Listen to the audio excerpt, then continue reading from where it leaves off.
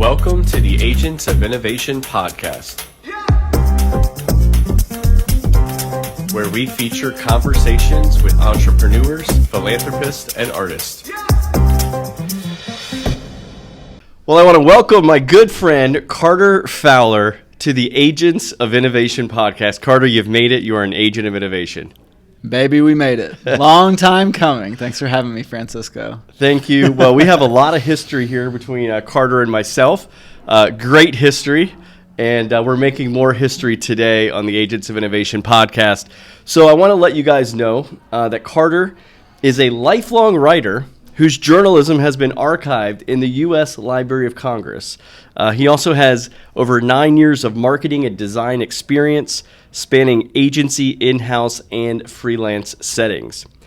In 2019, he founded Agile Brand Lab. Do I say that right, by the way? Agile. Okay. I like to say agile because I feel like it's a little more agile. So that's a great way to remember it. Yes. See, you're really good with the messaging. Agile Brand Lab. He founded that in 2019. He says on his website because he loves working with entrepreneurs and realized most of them don't love wrestling with words as much as he does. That's true. So outside the office, I know you'll find Carter doing all sorts of adventurous things, and we're going to talk about some of those things as well.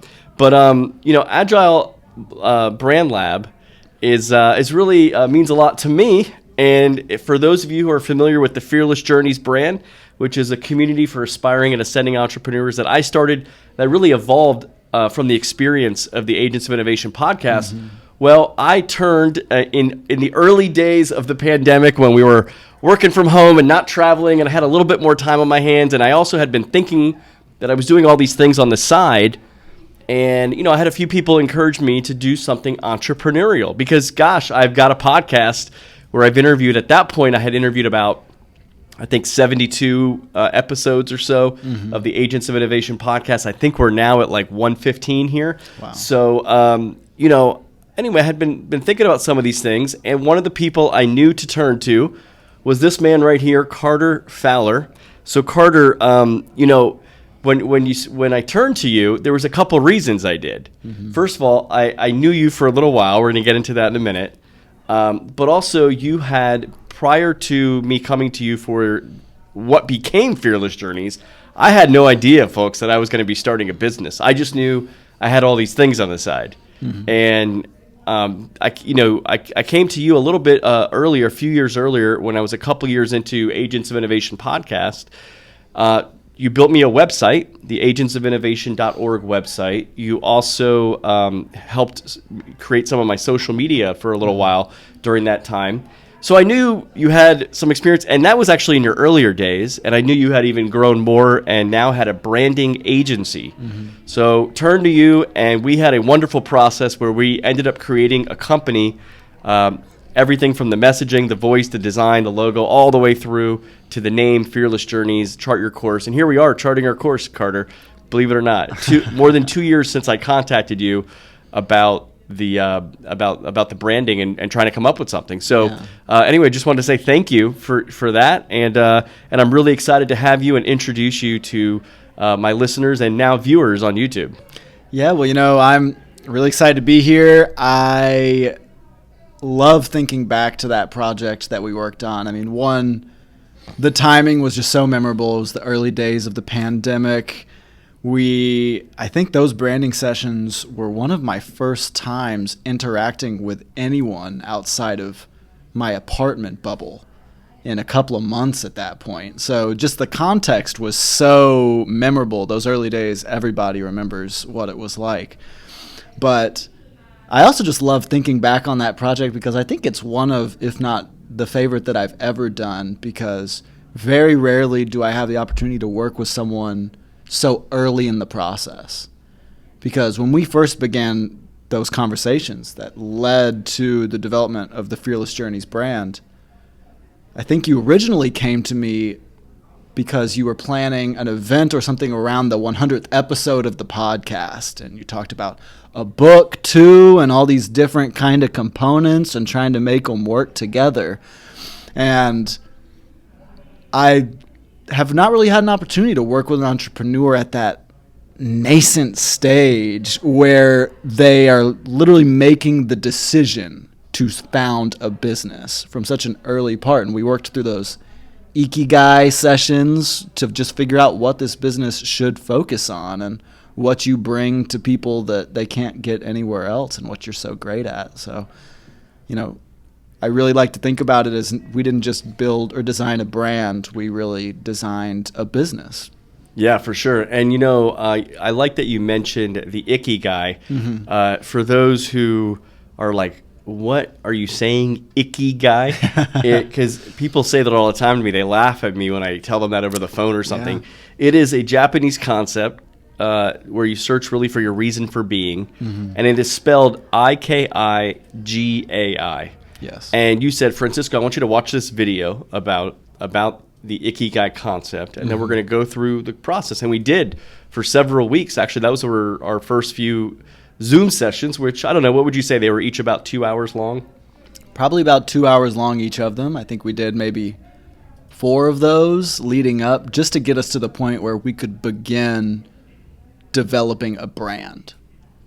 Yeah, and what's really great is the ikigai and that entire process helped me understand my strengths, what I could offer the world, what I thought the world needed, and also where that all intersects with how I could make money, because I need to get paid for things, right? Yes, sales may not be the reason you're in business, but it is the reason you will stay in business. Very important. I love it. So that really brought us, and it brought all these things I was doing on the side. You're right. I came to you and I said, okay, like I'm around episode 70 something on my podcast now. I didn't, I guess when you start something like a podcast, you don't know how long you're going to do it. Probably most podcasts, there are like hundreds of thousands. I don't know how many podcasts that there are now in the world, maybe millions, but less than like 10%. I might be getting that statistic slightly off. Get past episode 10. That does not surprise me. I think a podcast is something that very few people spend time thinking about getting to episode 100 because there's just so much work that goes into getting it off the ground at the very beginning. And you really just kind of have to adopt that almost, like Nick Saban football mentality of game by game. Like, I can't think about getting to episode 50 or 100. I need to focus on getting this next episode out and just trying to make it sure it's better than the last one and just focus on the process. Yeah, and a little bit, too, that I really discovered in my very first episode with Isaac Morehouse was being an entrepreneur, you learn by doing, right? Yeah. And, I'm not going to retell this story with Isaac, but basically, I had approached him about, hey, I have this idea for a podcast. He thought it was great. 4 or 5 months later go by, I come back to him and say, hey, you know what? I need to just get this thing going. I've just been, sitting on the sidelines doing it. And you know what? Can you be my first guest? And he said, sure. And then he tells me he already started a podcast. He thought my idea was great. He hadn't started one before that, and he was already 10 episodes in. And that was really my first clue that, wow, you know what? This is what an entrepreneur is. It's a person that takes action and just does it. So, yeah, you know what? I love that episode. It's one of my favorites to this day. Isaac's one of my favorite people, one of my favorite guests. That's why I asked him to be on number 1, and he came back for another one. But, the audio wasn't the best on that one because I was just getting it going. Yes, come a long way. Yeah, and now, look, we got these beautiful microphones here. And professional setup. Carter, you also, I'm so impressed by you with everything that you're doing. Obviously, when I look at the Fearless Journeys website, you didn't just help build a brand, you built that website too. And it's really cool. And so anyway, I go back though, and I think about this young man who walked into my office when I was at the James Madison Institute. I was at the time the vice president of advancement, leading all the fundraising efforts for this public policy think tank in the state of Florida's capital, Tallahassee. And gosh, I really don't want to embarrass you, but this young man who you're seeing here, who looks all cool and hip. This day changed my life. It really did. He comes in wearing a bow tie. Very proper. I mean, look, you should come into an interview, especially as a college student, dressed very professional, which you were. Think tank too. Yeah, it was very illustrious. This is a great opportunity. Anyway, but he comes in like wearing a bow tie. And, you don't really see many college students. Did you have a pocket square? No, of course. Yeah. It was all polished. And you sit there, and a lot of times I ask my young first of all, what we did at the organization was the applicants, they go through a process. They have to, we had a lot of applicants.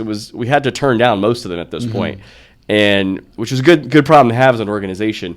But the second thing we did was we had them, once they got through the written application, they had to come in and they had to go around to 3 or 4 people. And in part, I'm interviewing them, and in part, I'm selling them on why you should want to work in development and fundraising. And most people walk into a think tank, they want to be the writer, they want to go into policy, all these sorts of things. So fundraising isn't really something a lot of people think they want to do. It wasn't something I wanted to do. And anyway, so he comes in, and some of the questions I asked was, well, what interests you in this, and what do you see yourself doing in the future? And I remember him saying to me, I'm paraphrasing here, but it was something like, well, I want to be a politician one day. I think it was one day I'm going to be a U.S. senator. Okay, yeah, even more specific. Even more specific. And I'll tell you what, folks, by this time, I had my fill of politics. Now, some of you who know me probably don't think that to this day. But I literally just looked at this young, 20-year-old or whatever he was at the time, and said, you know what? People like you scare me. Yeah. And that was literally like within the first couple of minutes of meeting him. Yeah. And you know what? He could have I don't know. I feel like maybe I hurt his feelings. Like I thought about it later, and I thought, that was kind of rude of me to say. He didn't know me, but it was just, you see enough young people walking in your office and then you hear a statement like that, and I felt like it was a bold statement. I just wanted to kind of say something back a little bit bold. Yeah. Anyway. Well, I'll be honest. I think that statement was probably a big reason why I ended up interning in development with you as opposed to all the other departments, because it was so honest. It was just straight to the point, and I really respected that, because you don't necessarily expect that level of directness and transparency and just like authenticity when you're walking into a policy think tank next to the Capitol that's in this building that's older than the state of Florida, and everybody's wearing suit and ties. So I think that bringing that, saying that was a big reason why I ended up joining you. But I'm not sure if I've ever told you why I set my sights on that as a young man. Because tell me. My great uncle was a man named Hugh Scott, and he was the Senate Minority Whip under Nixon. And he went with Nixon on that very first trip to China to reestablish relations with China. And growing up, I had this little gold coin that had Hugh Scott's face on it, and it had the seal of the U.S. Senate. And as a kid, seeing that, you're like, now that's what success looks like. Having your face on a gold coin. That's how you know you made it. Yeah, well, we'll talk to Jesus about that. But anyway, no, you're right, though. I mean, yeah, that's I could see how that had an impact on you. And I also know, anyway, Carter, you did a great job at we hired you as an intern. Yes. To this day, we like to say that Carter was the best intern I've ever had. Although I hesitate to say that out loud, because I had a lot of really great interns, and I don't want any of them feeling, like, wait, Francisco, I thought I was your favorite intern. It wasn't favorite. I'm just saying best. Like, he was a great performer in his job. And I remember, so one of the things I started doing with interns was, we were reaching a point where I had a policy that every single donor needed to be called and thanked. I don't care if they gave us $20 or $10,000. And it just depended on who was calling them, whether it was the president of the organization or me or another staffer or an intern. So you kind of got, more the bottom of the list, but there's a lot of people on the bottom, like $100 donor and less, right? That's actually the majority of the people, even though it's not the majority of the number, the quantity of the donation. So a lot of times I just ask interns to make a thank you call. And it's pretty quick. I mean, I'm fairly quick on the thank you calls myself. You got a list to get through. It's kind of awkward to call somebody. By the way, a lot of people don't even pick up the phone these days, so they just get like a thank you voicemail. Well, I'm walking around the corner one day from where his office was, and he's like having this sweet, pleasant conversation with, a donor. And it was like, it was just so, it sounded like he was talking to his aunt or his grandmother or something. And I was like, when he got off the phone, I said, who are you talking to?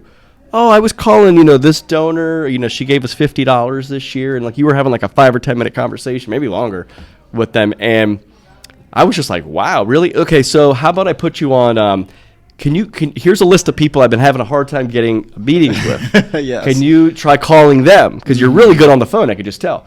And then he did. And then I started getting meetings with people that I was having a challenge getting meetings with. Mm-hmm. He was getting me meetings. And then we ended up hiring Carter. He worked full-time for JMI beyond the internship. And he was continuing to schedule meetings and things like that and do other things as well. But I remember walking into offices of donors. And I can remember one specifically. I won't say their name. But you'll know who I'm talking about. And the woman there was like, oh, hi, Francisco. Nice to meet you. How's Carter doing? And then started asking, oh, did he end up taking that trip to Germany? Or like, it was like something very specific. And I was like, wow, he really knows how to build relationships like over the phone, like these people haven't even met. So you have a great skill set. I knew it from the beginning. You're very personable. You've got a great outlook. And unfortunately, I cried the day you came to my office and said, Francisco, I got an opportunity with an organization based in Washington, D.C., and I always tell people, get the hell out of Washington, D.C. as fast as you can, but go ahead and get the experience. Anyway, you had a great experience there, but I believe that was with another policy-based organization. Mm-hmm. And then you got out of that whole entire industry, I guess I could say. Tell me the turn towards what you did next. Yeah, well, I was working in communications at the Moving Picture Institute. That was the next organization I moved on from, and had been working there for a little while, and I loved doing development work, and fundraising came very easily to me. Building relationships is just how I view life, so it never really felt like work.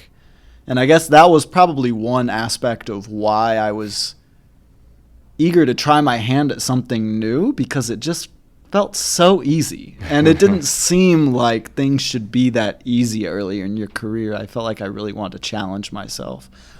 At the time, I knew a friend up in DC who was the CEO at a marketing agency.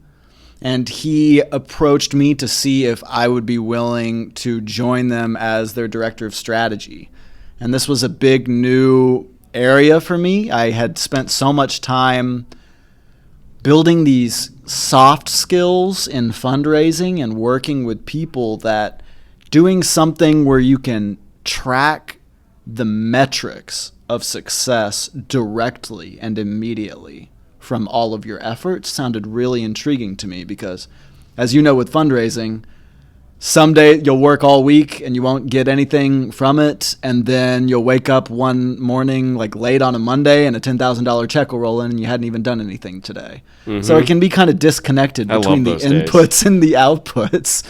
Yeah, so I ended up joining this company. It also helped that, Washington, D.C. is a very expensive place, and it was nice to be making a private sector salary up there at that point. So I joined this company as their director of strategy. We mostly specialized in SEO and web development, helping people build awesome websites and get traffic onto them. And so I figured that was a really valuable skill that could provide me a lot of opportunity and security moving forward in my life, because if you know how to build a website and get people onto the website, no matter the topic, that's just something that just about anyone could use. Yeah. So Carter, before we move forward on your journey, yes, I want to go back. Mm-hmm. Before I knew you, what was your first job in life? And also, I should say, you grew up in Kennesaw, Georgia? I did grow up in Kennesaw, Georgia. Yeah, yes. For those that don't know, a little bit just outside Atlanta. Mm-hmm. And anyway, what was your first job in life? Yeah, so I grew up in Kennesaw, Marietta, Georgia, which is on the north side of Atlanta. And my first true W-2 job as an employee was actually at Chick-fil-A. And it did not take very long working at Chick-fil-A before they figured out the best place in the restaurant for me, which was the drive-through headset. just queuing back into these phone conversations with donors, I suppose. So I had so much fun having conversations with folks through this headset at Chick-fil-A. You know, I can only imagine. Chick-fil-A. This is Carter. How may I help you?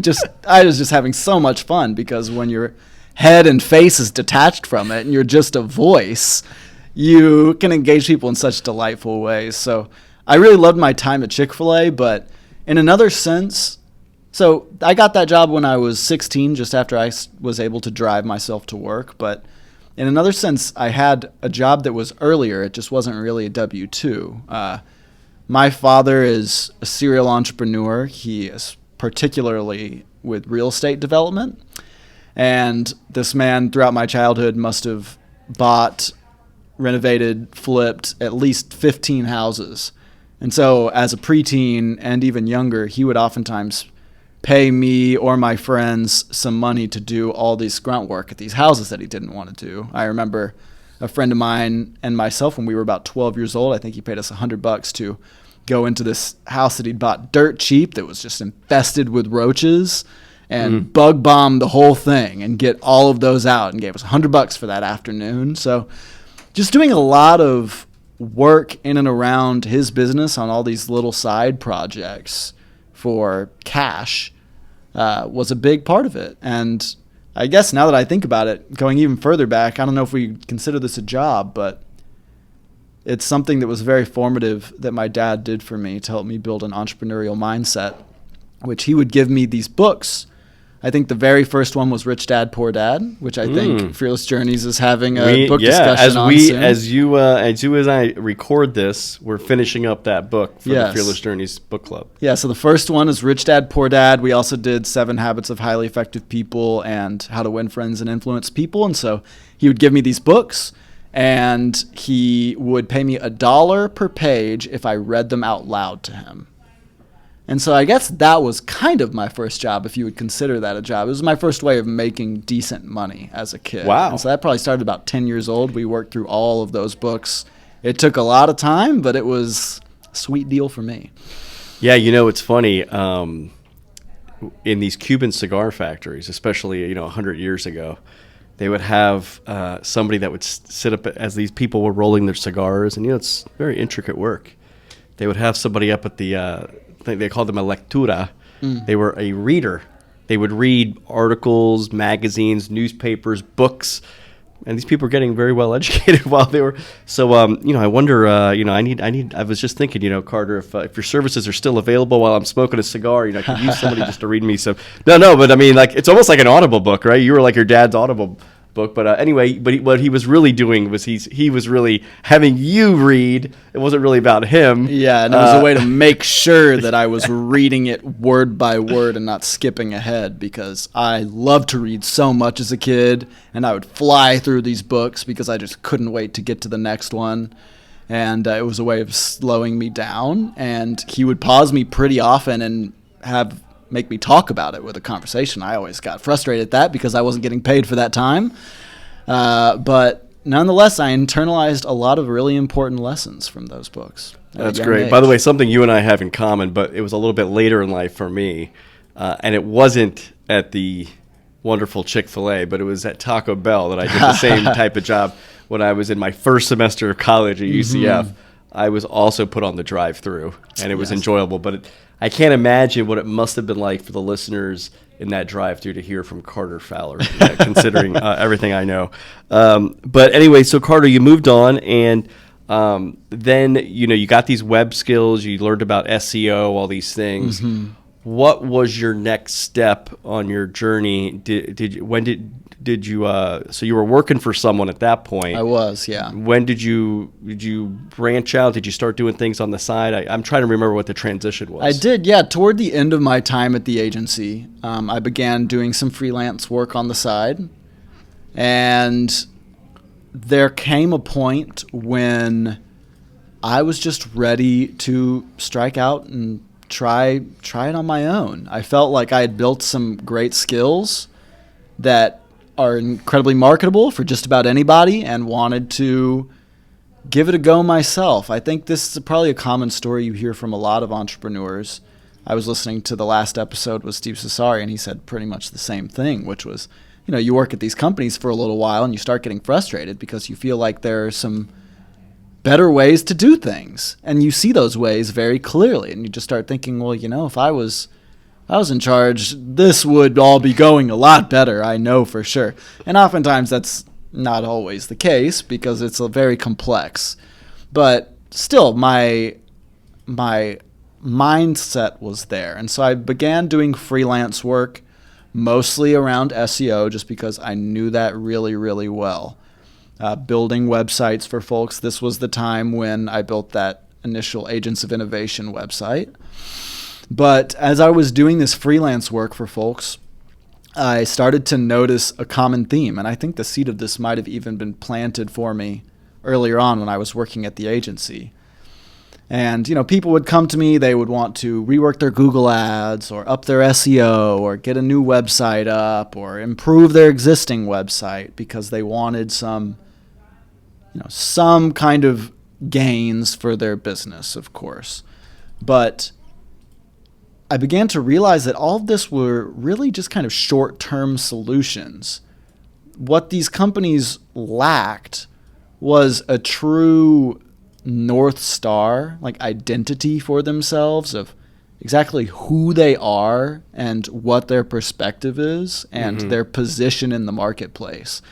And oftentimes they would be deciding what their messaging should focus on by running Google ads and seeing what people clicked on the most.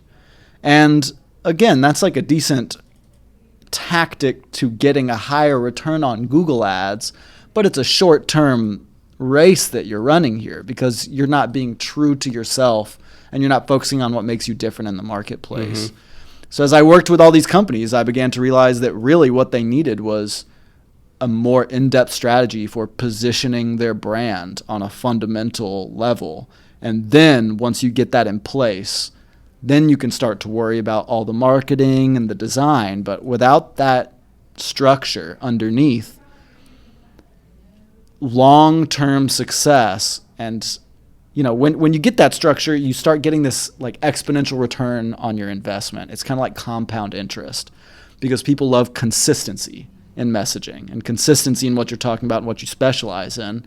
And if you're just trying to figure out what to talk about along the way as you market your business, people aren't getting that repeat message and you're not building on everything that you've done each month. You're just kind of trying to find your way as you go. Yeah, that's good. So at this point, you now moved back.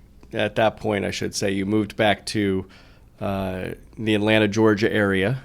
Yes, yeah, I had left DC. I was up there for maybe about 6 months after I left the agency, and as a new entrepreneur, I just had a bigger network in Atlanta. My family is 8 generations deep in Marietta, Georgia, and a lot of my friends were still around there and just folks I knew.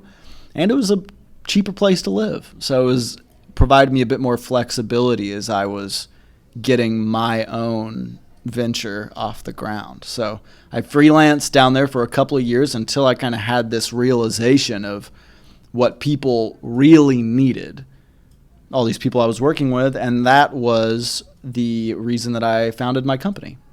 So Agile Brand Lab, tell us a little bit more, who are the kind of people you service? I mean, I know you've told us a little bit about trying to get to the core of what people need to do in the messaging in their companies and who they are and all that.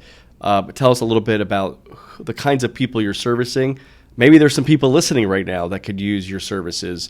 Tell us what Agile Brand Lab does. Yeah, so what we do is we develop charismatic brands for really most of our customers. Kind of break down into 2 categories. Some are startup founders, just like yourself.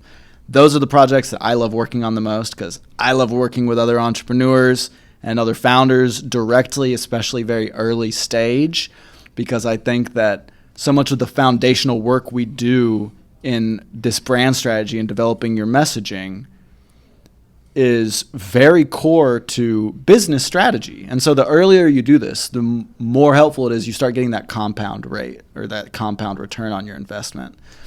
So we do it a lot for these startups, and we also work with businesses, established businesses who are ready to make the step to becoming an admired brand. So how we do all of this, we do handle design work, building your website, your logo, your identity, pitch decks. We do pitch decks a lot, but none of that matters. I can't guarantee any results on any of that unless we get the words right first. Because ultimately, it's words that sell things. Great design is great. A great product is important. Customer service, all these are parts of a successful business. But if the words aren't right and the words aren't in place, then traction is just going to be more difficult. And so, I can build you the most beautiful website in the world, but if it's not filled with words that sell, I can't guarantee you any outcomes that website is going to create. And I don't like asking people to invest in things where I can't guarantee outcomes. It just doesn't feel right to me. Mm-hmm. So, yeah, that's great. I mean, just from my experience with the story I relayed earlier about where we got to with Fearless Journeys, I mean, that's how we got there, because we started in a very deep process of trying to figure out, first as Francisco, the startup CEO, what is his brand? What are his strengths? What can he offer the world? How can he get paid for bringing things of value to people? Yeah. Right. And so you put all that at the intersection, and then as you described, we went through. I mean, in those days, first of all, we were separated because we lived as well geographically apart, right? Yes. But also, during the pandemic, people were all, working remote at this point in the very early days. We ended up a few months later. I mean, it was a couple months into this process that I ended up, we wanted to be in the room together for 2 days to finalize the sessions, and we did that, and we brought in a couple other people. Yes. In that knew me and that they were there for kind of specific reasons. And that was really fantastic because I was also able to get some outside feedback from just me and you. Yeah, and what you're describing there, that's probably my favorite part of the job. I love running the workshops. I mean, we do really in-depth discovery beforehand, and again, we build and design all these great assets after the fact. But the workshop, where we're together in one room and we're focused and we go through all these exercises that build on each other one by one through this framework, is my favorite part. There's just an energy that is so satisfying, and it can get quite emotional for people at times during this. And I mean that in a really great way, because, you might remember this one particular exercise, which would have been almost impossible for us to do if we just sat down and tried to do it. We could only do it because we had done 6 or 7 exercises that built up to this. And that was the differentiation statement, where we boiled it down to, what can you say? Like, Fearless Journeys is the only blank that blanks for this type of person because we believe this. And really boiling it down into a statement that only you can say. Like, what is something that none of your competitors can say? Only you can say this thing. It makes you terminally unique. It's a very difficult thing to do, and most business owners, if you ask them what's something they can say about their business that absolutely no one else could say, they really struggle. But that's important, especially in today's day and age. We're in the most attention-poor society probably ever in human history. There's so much information. Except for all the people that are still listening. Yes. There's so much information out there, so little time, so many distractions, that being able to communicate what makes you different in a very succinct way is incredibly valuable. And it's quite complicated to get to that point of simplicity. So yeah, well, again, I'm bragging on Carter a little bit. I wasn't paid to be his salesman here, but I do have to say that process was fun. It was engaging. It pushed me. I mean, it was And you've got a great personality for it too. Yes, and you knew me going into it, so I think for me it was also that could also work against you though. By the way, if somebody that knows you too much, right?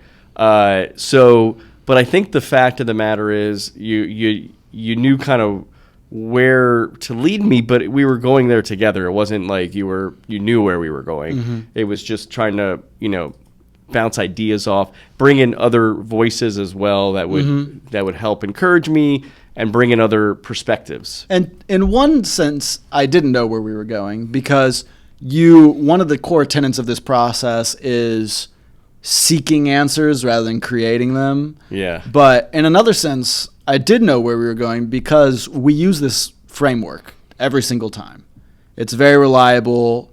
And I like to think about it as bomb-proof. Like we use it for every project, and it's just a surefire way to get to the end. And if you need even something like a name, which we did for Fearless Journeys, I remember you looking at the agenda before we started this workshop and looking at day 3 and saying, we're going to name the company in 40 minutes. I don't think that's enough time to do that. But we weren't naming the company in 40 minutes.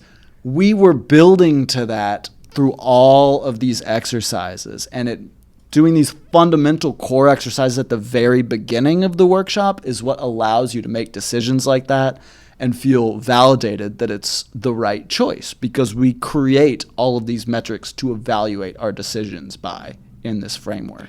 Yeah, and obviously I would mention, we went through a lot of sessions on Zoom. We did the Ikigai, we did a lot of other things, but you also, in between those sessions would send me emails or surveys or, little questionnaires to fill out, asking me specific things. And then you showed me ahead of time what the itinerary that was going to look like during the days that we had scheduled in person in Atlanta. So that was great. But yeah, I remember looking at the schedule and going, yeah, like you just said, 40 minutes to put the name. And then we actually had the name on the board. We had Fearless Journeys. I think we got it up there in about 10 minutes into that exercise. But, even when you come up with something, and I've done this now so many times, and oftentimes you come up with it and you have a hunch. You're like, I think that's going to be the one. But you still got to come up with more to make sure that it is the one. And so, we ended up coming up with probably like 30 different ideas for names, and then... Yeah, I don't know. We did have some other names. Yeah, and then we had the motto, and the motto was up there: chart your course. And I tell people, I walked out of there that day like I'm 100% with chart your course. Like I love that. There was nothing that that was going to be different about that, because I really felt like that was it. Fearless Journeys, I just thought it sounds too simple. Like how did we get there? And then Let me tell you, I get that all the time for people in this process. We get to a point where we craft some like core piece of messaging, and they're like, it can't be that simple. I've been working on this for so long. I think about it all the time, and I've never been able to put it in words like that. And there's this resistance that you get even when you just come up with like the brand positioning statement. People oftentimes are like, yeah, I don't know, I gotta think about this, it's just so straightforward. And I think just like with the name, you sit with it for a little while and you're like, no, this is just... And now, to be honest with you, that was a little over 2 years ago, just almost exactly, that we walked out of those branding sessions.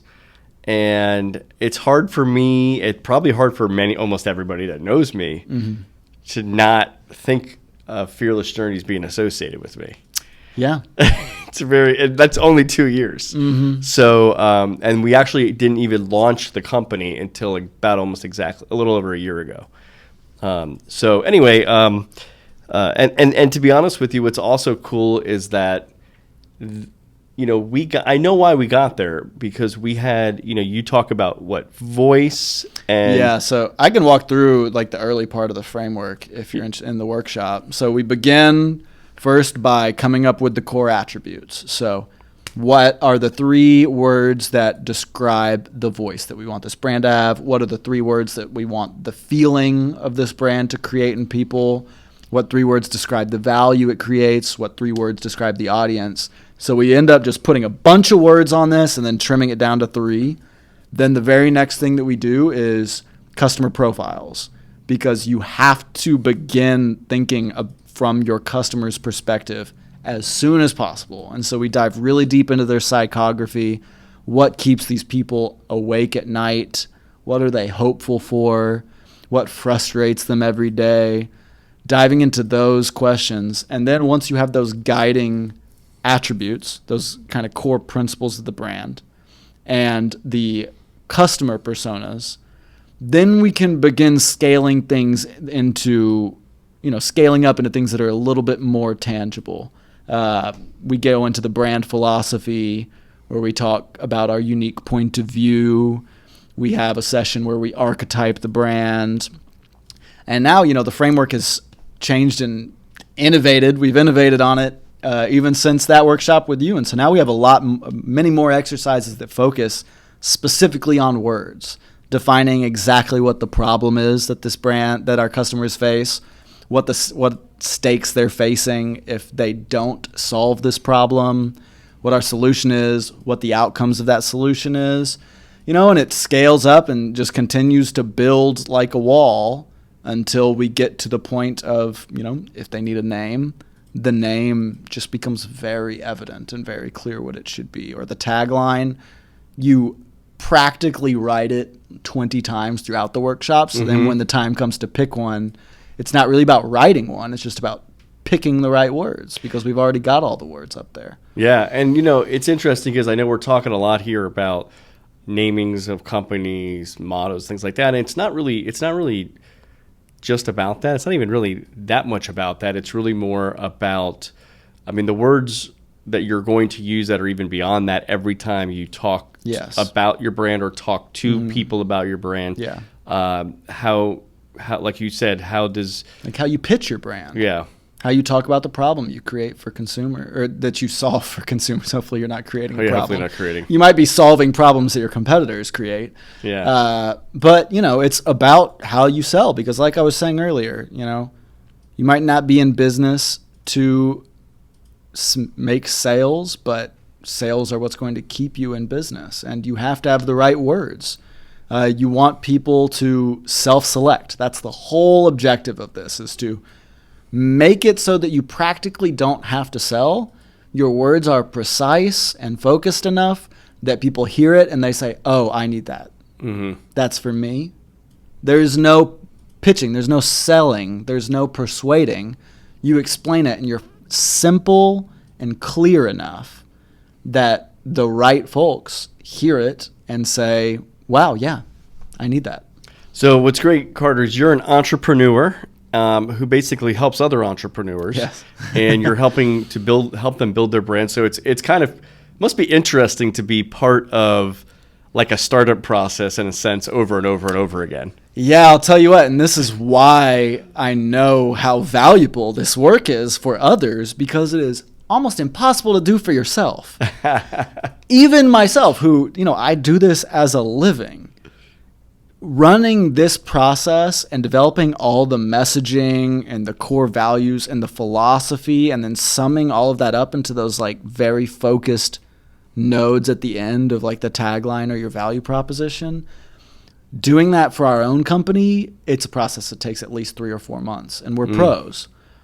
Doing it how most entrepreneurs work is, if they don't do something like this, they spend 3 to 4 years trying to figure out what messaging and what messaging resonates with their audience, who their audience is in the first place, and exactly what their unique point of view is. They just do it through trial and error over years. And so really what our value proposition is, look, like, you're going to get there sooner or later if your business makes it into year 2 or 3. Not all do. But if it does, like by year 3 or 4, you'll get there. Or we could get there together in 30 days now and just shorten that entire scale to viability, basically. So people find you, they may hire you like I did to run sessions, maybe you offer other products, like maybe it's building a website, maybe it's running social media, all these sorts of things. But also now, your time is you only have so much of it, Carter. It's true. All these entrepreneurs out here are like demanding your services. So I've heard that you now have an e-course. Yes. Tell us about the e-course and how people and what kind of benefits that would provide for people. Yeah, well, I mean, what you were just talking about, you only have so much time. It's true. And when you're working in a model where your outputs equal are related to your inputs directly, it's hard to scale. Like there's no leverage there. And so you need to introduce leverage into your business model. And there are 4 major kinds of leverage. I think I can remember them off the top of my head right now. So we have labor, which is other people, hiring folks. Mm-hmm. We have automation or software, basically getting robots to do the work. We have media, which is what this podcast is. This is a form of leverage. And then the last is capital.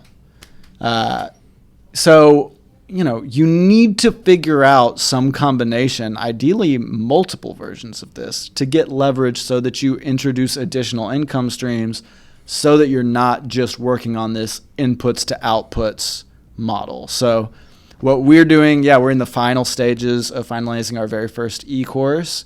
It's essentially a do-it-yourself version of this exact brand development process that you and I went through for Fearless Journeys. Mm-hmm. Of course, at a much lower cost rate or price point. It is still somewhat involved because it's a very complicated process and you want to make sure people do it effectively. So we still have some coaching involved in it. We have a kickoff call and we have a call about halfway through all of the exercises to make sure you're on course and to help you if you're struggling with any of the specific messaging. Then we have a call at the end where we help you think about, okay, now that we've developed this brand platform, how's this going to look on a website? How do I begin doing that? But really this e-course is made for all of the people out there all the entrepreneurs who, have more time than money. Not all entrepreneurs, there are a lot of entrepreneurs, especially more experienced entrepreneurs, that money is the premium. Or time is the premium. Yeah. They don't have much time.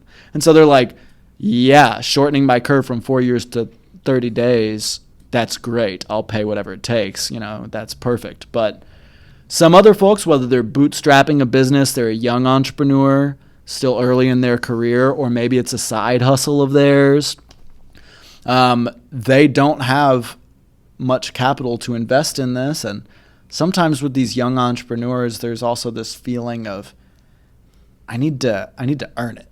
I can't come easily. Like I need to struggle for a little while. It needs to be hard because I want to feel like I've really earned these fruits and taken my knocks and learned my lessons.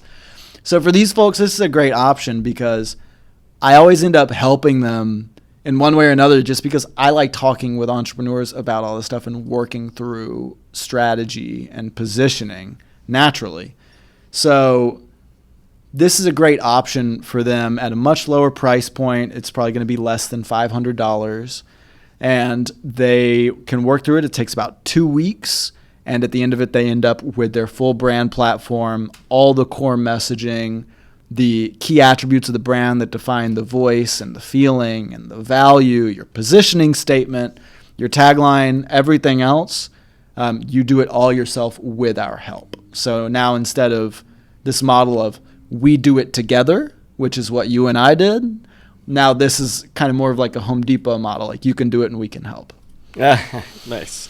Very good. Well, Carter, I know you've also got some other projects you've done or are even involved with on the side. Yes. Tell us a little bit about Central Sauce. Yeah, so Central Sauce is actually the first company that I started. That was, I might have even, no, I think that was just after I left the marketing agency. At the time, I was just looking for an opportunity to really have a real life case study almost of my ability to build a website and get traffic on it. And so I thought, and also I'm a great writer, so I was like, well, how can I combine these things into a company here? And so I founded Central Sauce, which is a music media collective focusing on music journalism. I began the site, built it all myself. Originally, I was the only writer. I was putting up a post at least every day, sometimes more than that, just trying to get that initial traction so that we would get to the point where we had, at least 1,000 people on the website every single day, regardless of what I did through SEO.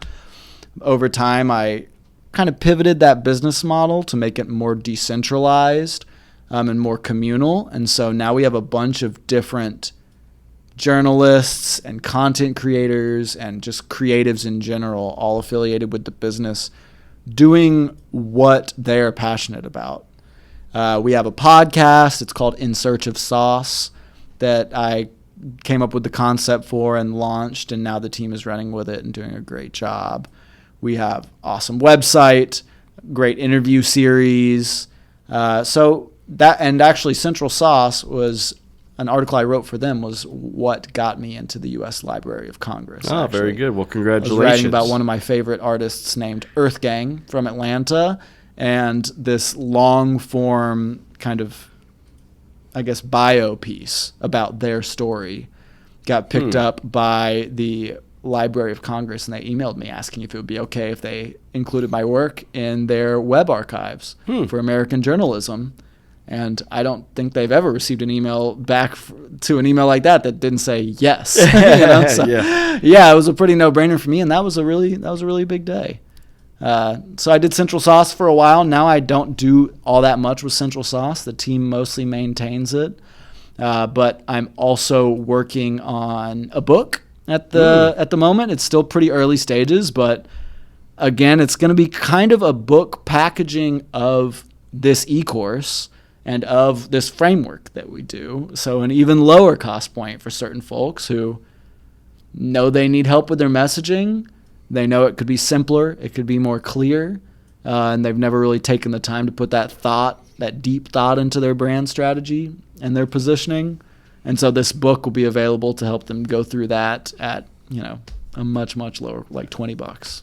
Well, that's great. Well, also, I know you're part of an interesting project for a Web3 blockchain company that you're now a co-owner in. Yeah. Can you tell us about this and maybe, like, as quick as you can, explain to people what the heck blockchain is? Yeah. How much time do we got? There's a lot. So there's a phrase that you hear all the time when people talk about Web3 and blockchain, and when their story with it, and they say, I came across this enlightening piece of content, media, whatever. It made me realize the potential here. And then I went down the proverbial rabbit hole. You hear people say this phrase all the time. And honestly, it's pretty accurate. And so I'll try to keep it simple for you. The company we're working with right now is called Refine, RFYN. However, we're probably going to rename the company pretty soon. Because as a result, we went through this brand development process, came up with all this other stuff around it, and realized, well, all of this clicks so well, but the name wasn't designed with all of this kind of thought infrastructure in place.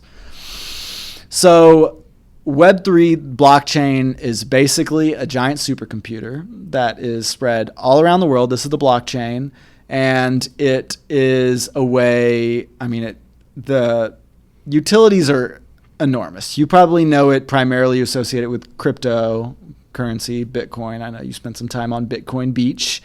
There's all kind of other coins out there. So that's this DeFi area, decentralized finance. And there are several other areas too. You'd hear people talk about the metaverse now. That's a really big area. A lot of people are doing interesting things in that space. But what Refine specializes in is NFTs and token technology. So this whole Web3 space, the reason why it's called Web3 is it's the next big advancement in the internet. So you remember the early stages of the internet when everything was pretty much just like almost like a magazine. Mm-hmm. That's what websites were. They were really just publishing platforms. So that was Web 1. That was the initial AOL, phase. Prodigy. Let's see, what was before? I think it was Prodigy was the first time. You probably don't even know what that is. I have no idea what the hell Prodigy is. I remember being around 7th or 8th grade. Uh-huh. I'm not sure you were born yet. And I'm over at my friend's house on like a Sunday. Yeah. And he says, oh, hey, let's look and see what the top 25, college football rankings are. And I was like, it's Sunday. Those don't come out till Monday in the newspaper. It's like, no. It's on the internet now. Yeah, someone published it. The what? The internet? What is the internet? I mean, that's how you found out about. That was your first encounter with the internet. That was my first, ever realization that I can remember what the internet was. Yeah.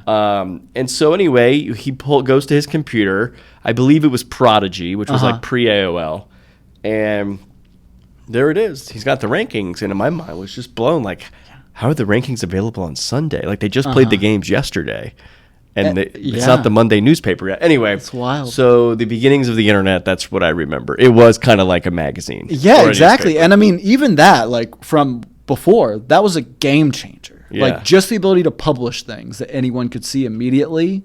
I mean, the football rankings is a very, it's maybe seemingly trivial example, but the ability to publish things on the internet like that, one-way communication, changed the world. It created a massive boom in the economy, all kind of companies and entrepreneurs. I mean, it just fundamentally changed society. So then about 20 years later, Web 2 comes along, the next phase of the internet, and that is this social era that we're in now. That's what we're on right now. We're on Web 2. Yeah. So Web 2 is, like Twitter, Instagram. So it revolved around these communities, right? And now all of a sudden it wasn't just you had to have your own website to publish content.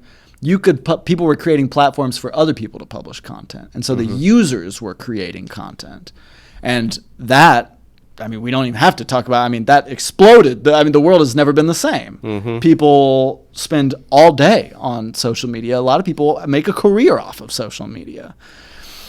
So Web3, there's going to be a shift just as dramatic from like just publishing to social media or even pre-internet to Web 1, just as dramatic as Web 3 is implemented everywhere. Should we be scared?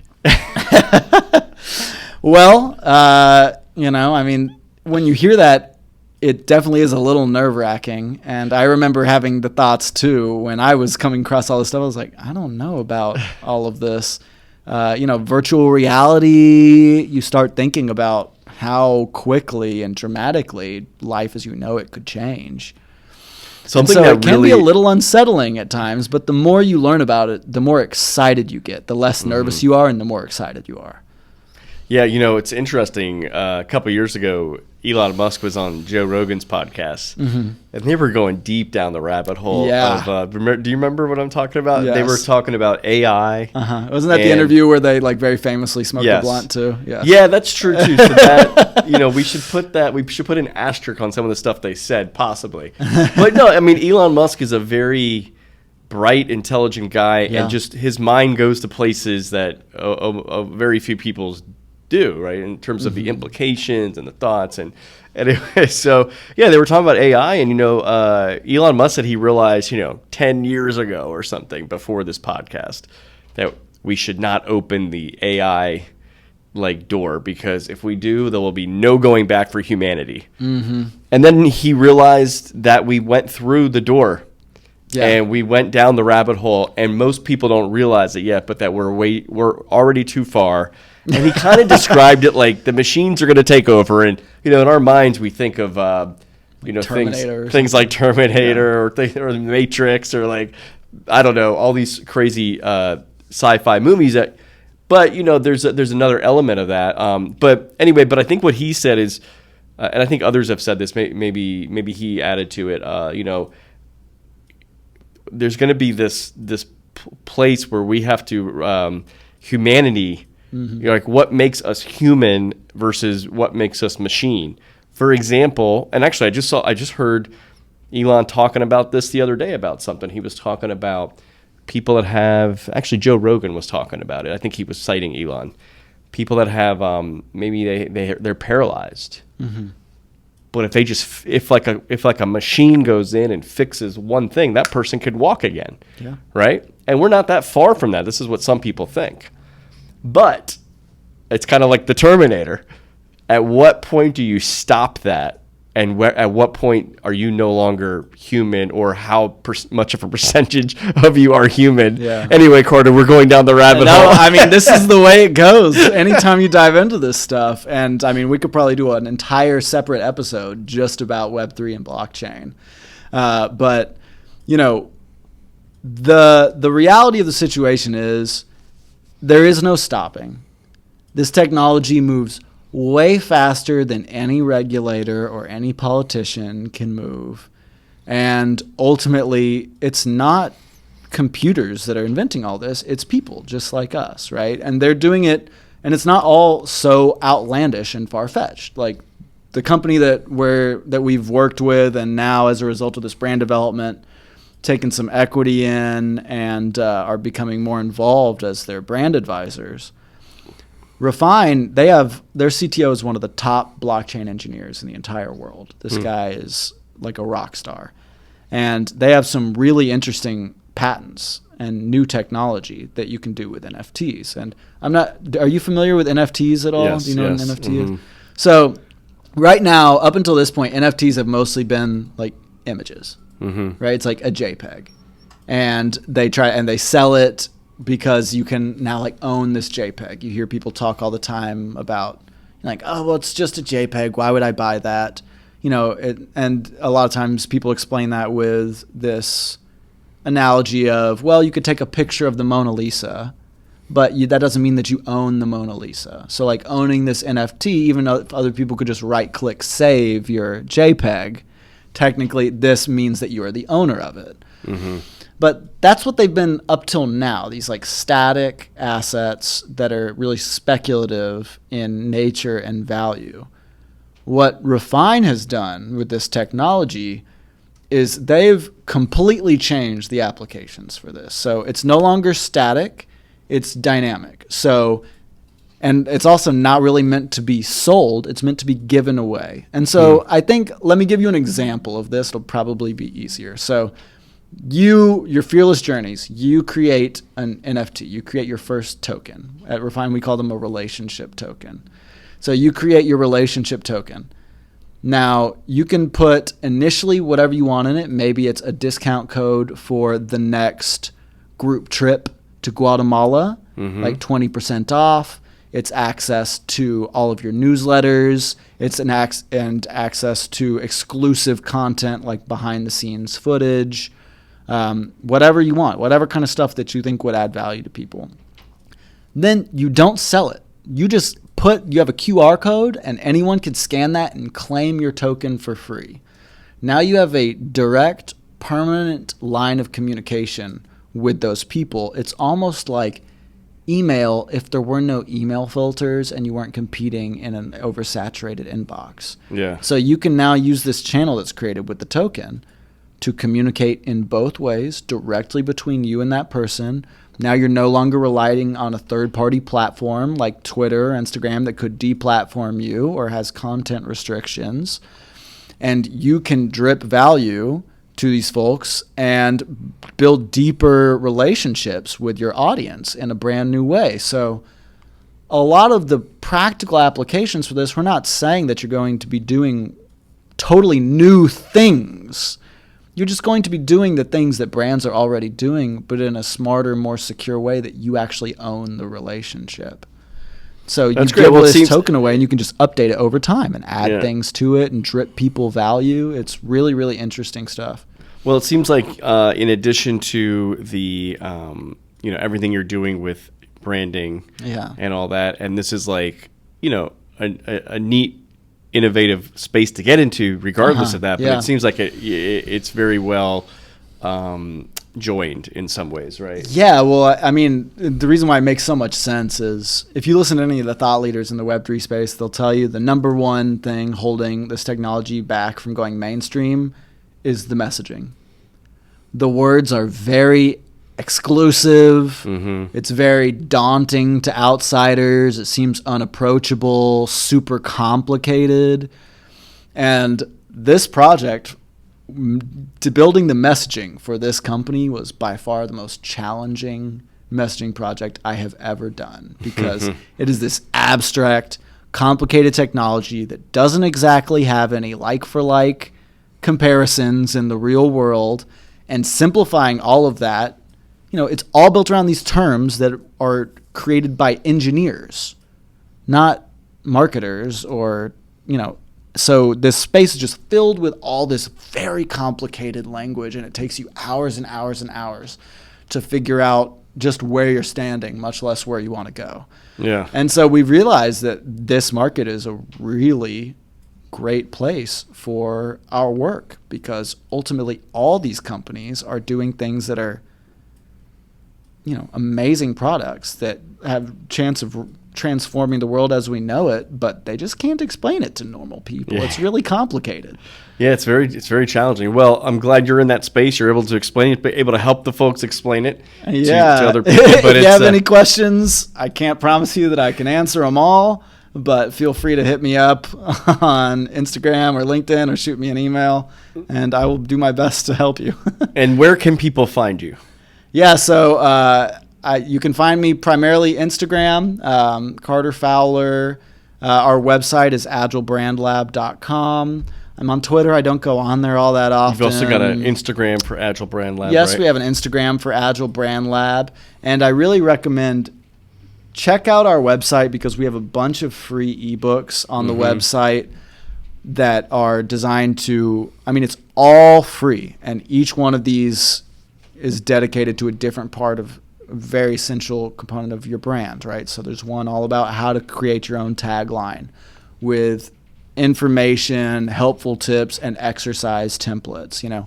How to speak to your ideal customer's needs, how to simplify your pitch. We have all these free resources on our website that we just give away. Great. And so check those out. And, if you're watching this on YouTube or listening on Apple or Spotify or whatever platforms, all this information, including Carter's website, will be in the show notes. And while you're there, don't forget to like the video, subscribe, share, comment, review, whatever platform you're on. I'd love to hear your comments about what you're thinking about this episode, or even about the Agents of Innovation podcast in general. Now, Carter and I are both big readers. Yes. I see my book over there on the floor. Maybe someone can grab it for me.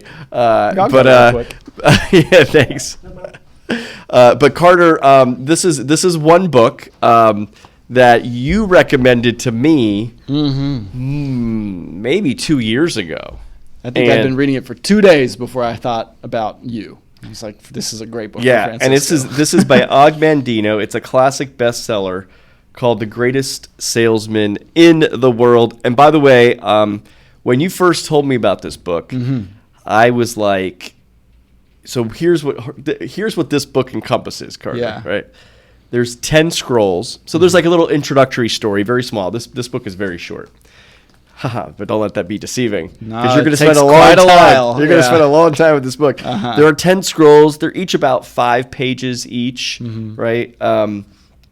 And then Carter tells me, well, this is a book that you really, you're going to spend like a year with. And I was like, a year? It doesn't look that long.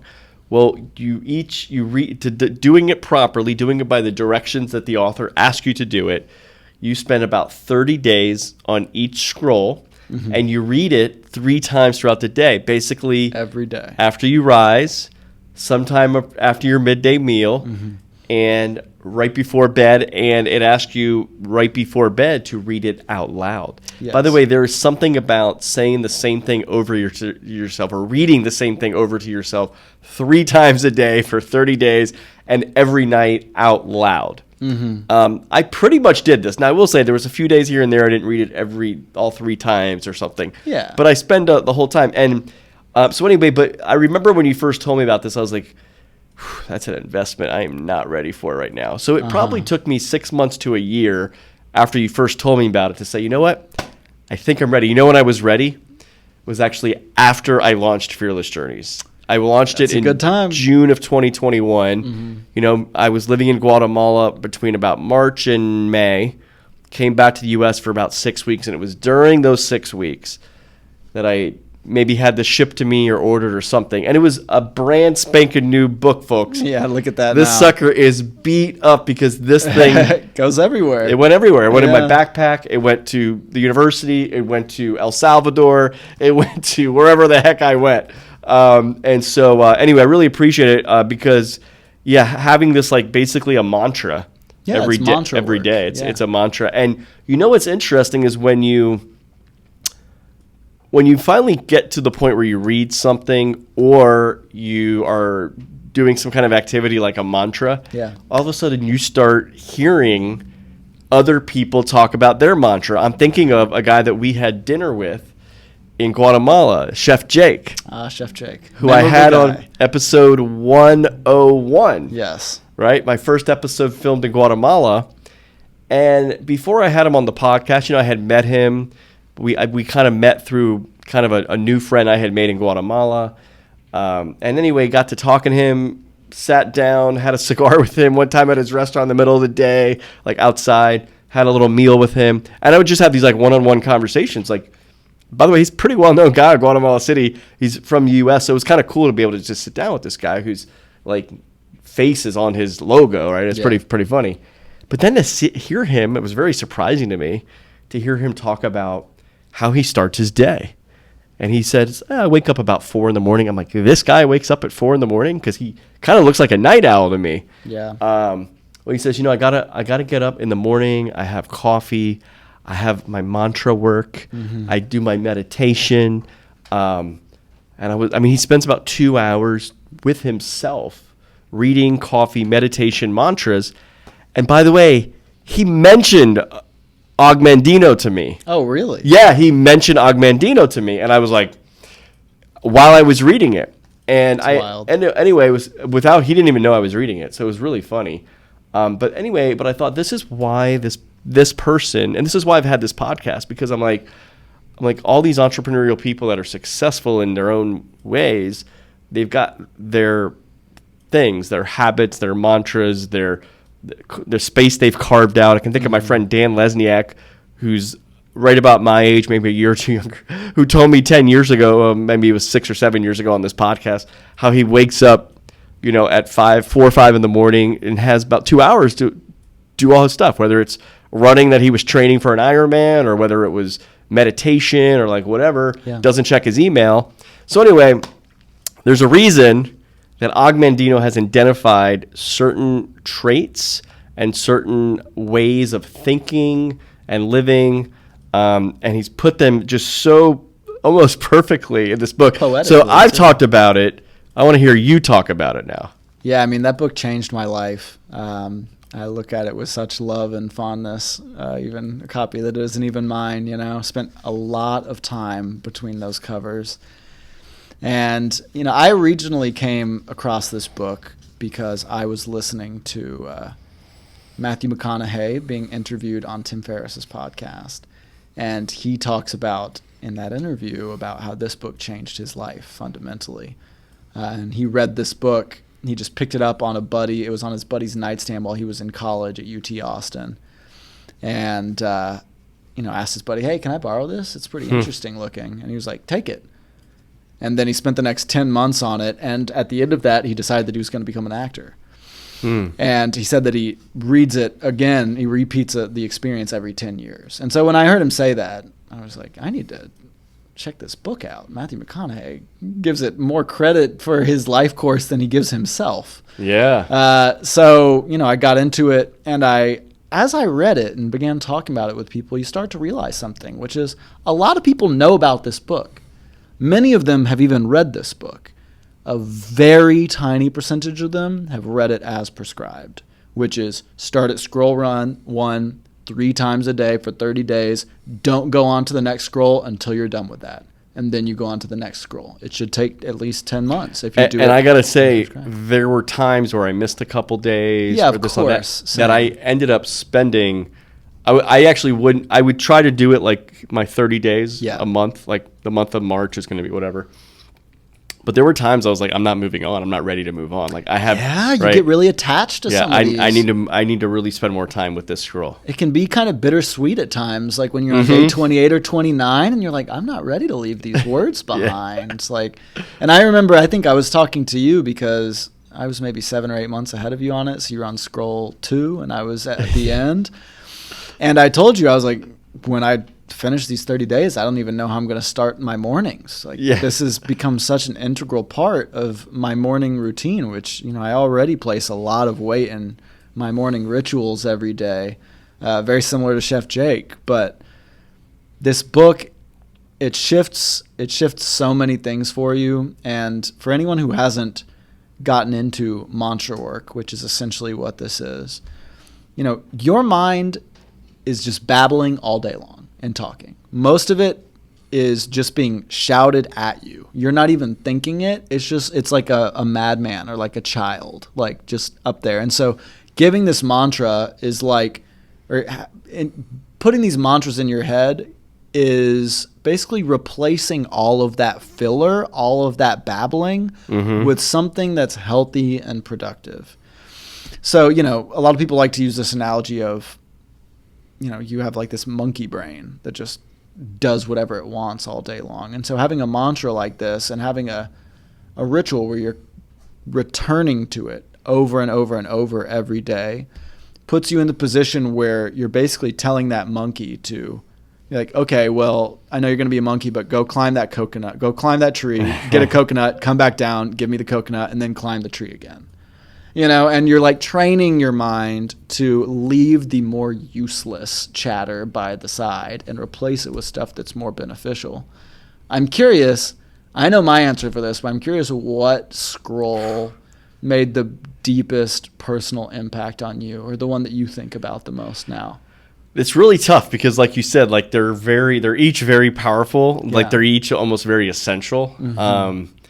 But I was actually going to mention to you, while I was sitting there listening, I could remember I was outside Jake's restaurant at one of the little tables with him in like the middle of the afternoon or something. We're talking, and so he's telling me, and by the way, while we're talking, I had been in the middle, maybe for a couple of weeks at this point, of the scroll.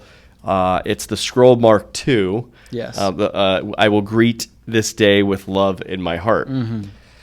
And so this is interesting because this book is called The Greatest Salesman in the World. And when people see me reading it, some people laugh and joke, "Oh, is that a book about me?" Like about themselves. And they really do. Can you talk about why you think it's named The Greatest Salesman in the World? I think it's named The Greatest Salesman in the World probably because they had to sell it.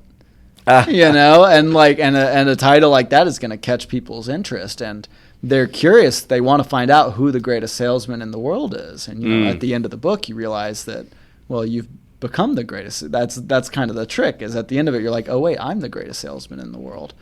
But it's really a mantra of mindset and belief and confidence. It is, and it has nothing to do. Very little of it has anything to do with sales. Like there are some passages where it'll talk about mindset when you're in the marketplace and talking to people about what you sell, but most of it is how to treat yourself and how to treat the people around you and how to look at the world in a more skillful way, and bring balance to your life. So I'm listening I'm talking to Jake, who has this really successful business, and he's been there in Guatemala since like 1983. And while I was also reading these scrolls that month on love, the one on love, and he then starts to talk to me about, well, he's very pro-capitalism. Yeah. He's very, he's one of the very few restaurants in all of Guatemala that does not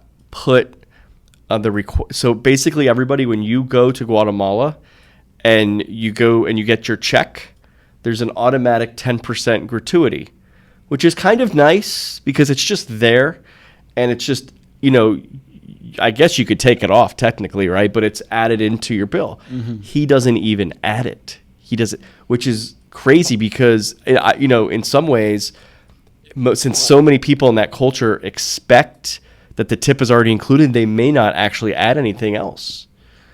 But he says, I said, well, what's going on here? Like, what do you get? A lot of people that just maybe they didn't realize it wasn't added, and he goes, no, most people here, they figure it out or they know. And he goes, here's the thing though, when you work for gratuity, you work for it. And he goes, he also says, and look, I love the Guatemalan people. And I think they're like the nicest, most hospitable people in the world. We'll say this over and over. But one thing that I've gotten consistently from people is when they come to visit, say, from the U.S. In the U.S., you expect people to be really great with their service in restaurants particularly. And most of that is because they're working by tips. Mm-hmm. And most of the rest of the world is not. It's not just Guatemala. It's like Europe, it's Asia, it's all these places. So people often see a drop in the service. Yes. Not at Jake's restaurant. At Jake's restaurant, you're going to get like some of the best service. They're going to constantly come over and ask you what you need.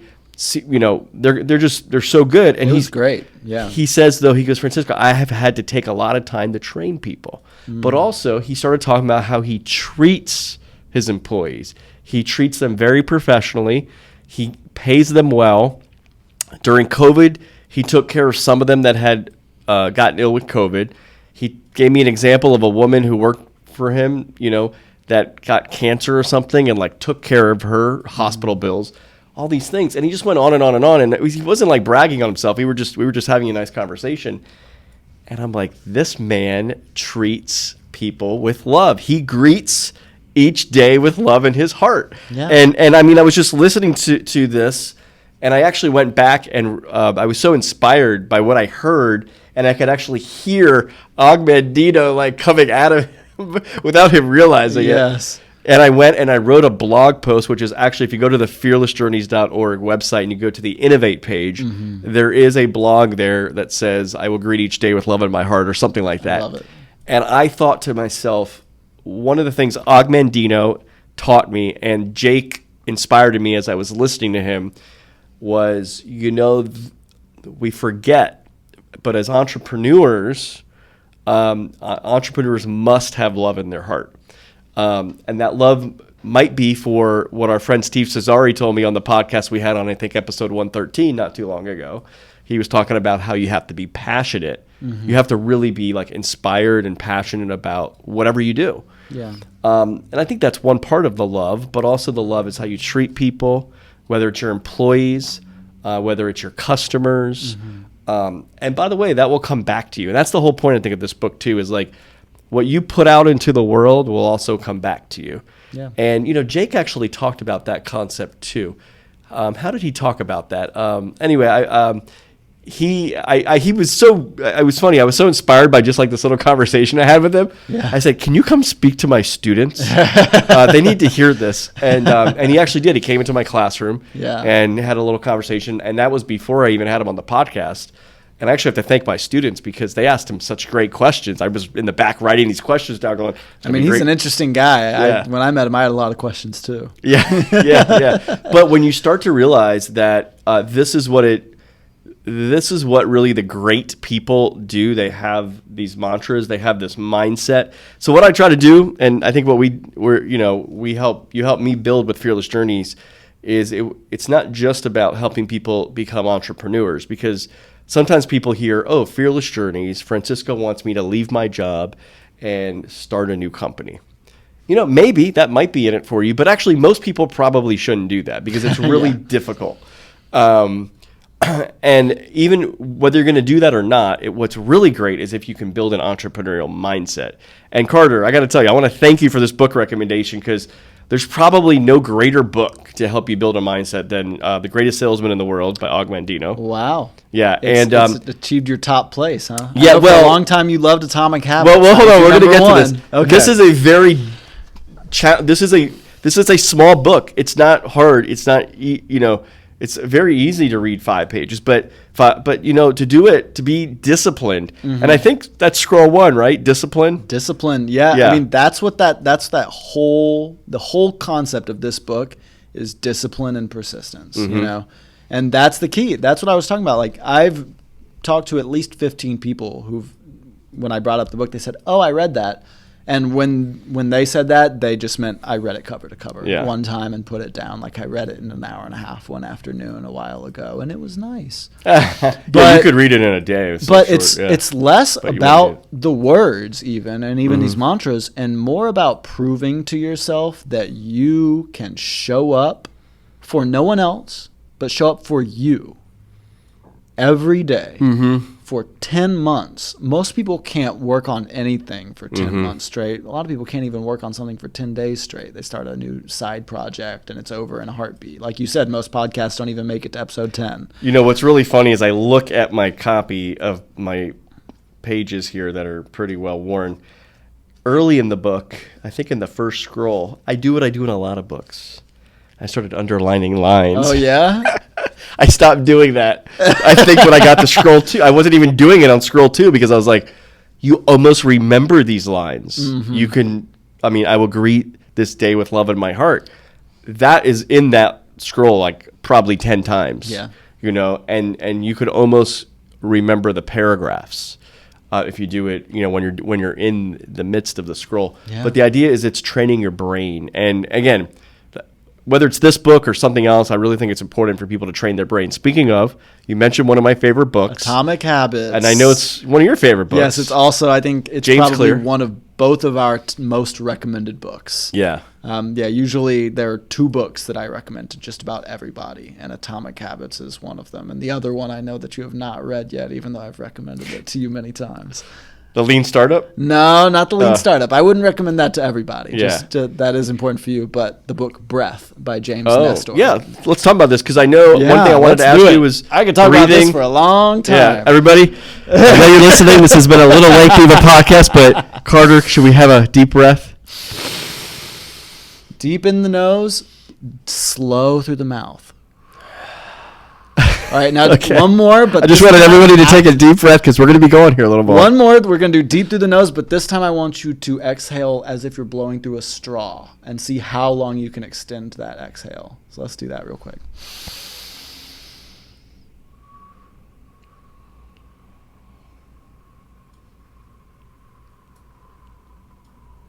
Don't hold your breath. Is that what you're doing? I let it go. Okay, good. Yeah, so, the number one thing, I guess, where to start.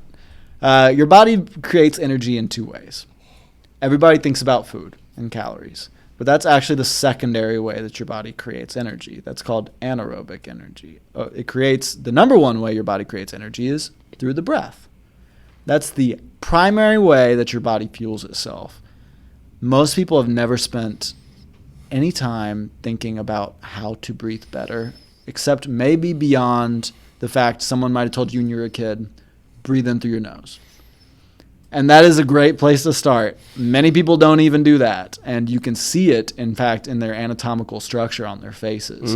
People who breathe through their mouths as opposed to their nose have structurally different faces. Their jawlines begin to recede.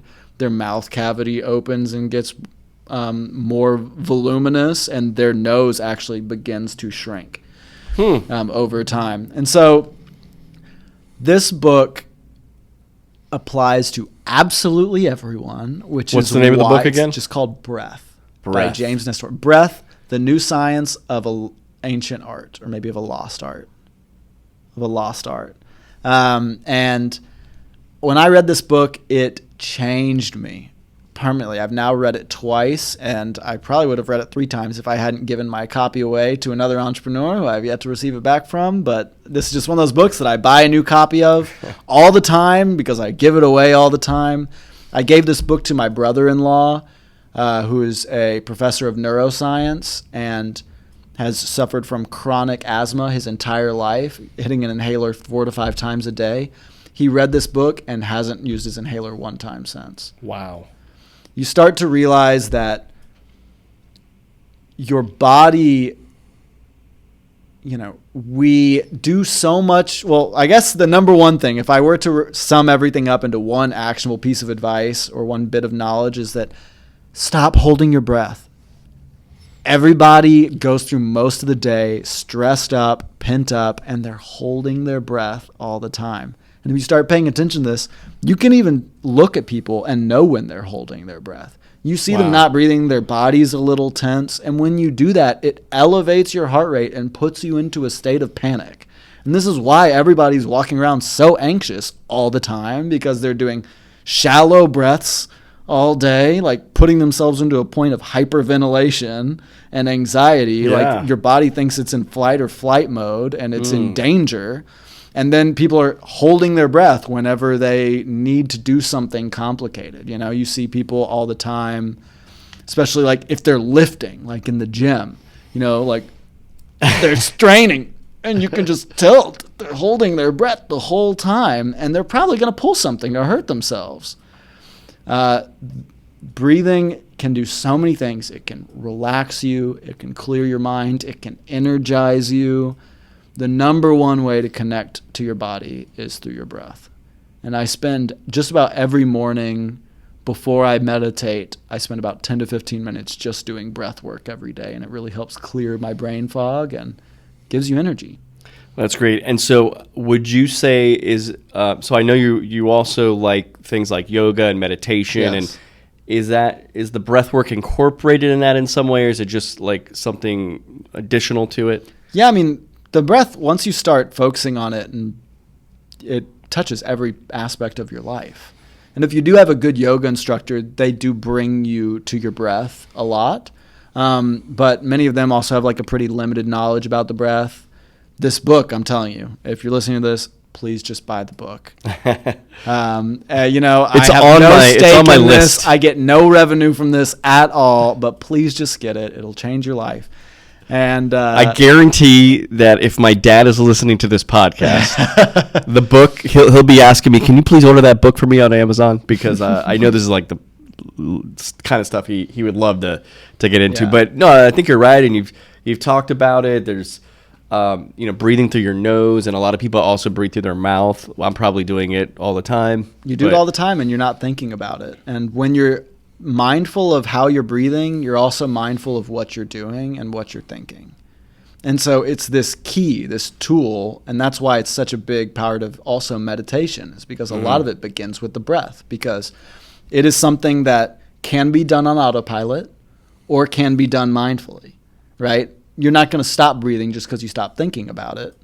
But when you do focus in on your breath and learn to breathe in a way that fills you with better feelings and just makes you more at ease, if you can train yourself to breathe in a way that makes you happy, like I have a couple of different breaths that I've learned how to use. There's a breath that I can use that if I breathe that breath about 5 times, I will become happy. And that's a wild superpower, to be able to like hack your own mental and emotional state that way. But getting in touch with your breath, it's the gateway between your mind and your body. Well, I know for years I've heard people say things like, hey, if you're stressed or if you're angry or if maybe some negative words towards someone else are about to come out of your mouth, pause and take a breath. Yeah, take a deep breath and count to 10. Yeah, and if you do that, you'll settle down. Those angry words probably won't come out of your mouth. You'll probably save a lot of strife, a lot of stress. And anyway, so that seems like that is probably true because of what you're saying is probably true.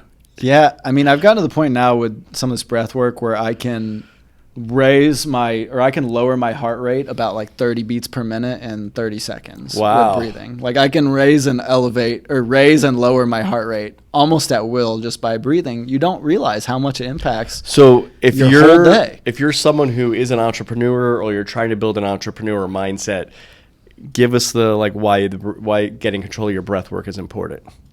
Well, one, I mean, more energy, right? One of the top things that people complain about in modern day is brain fog, right? And like burnout, especially with entrepreneurs. You hear that all the time. They start, dealing with stress in unproductive ways and unsustainable ways over time.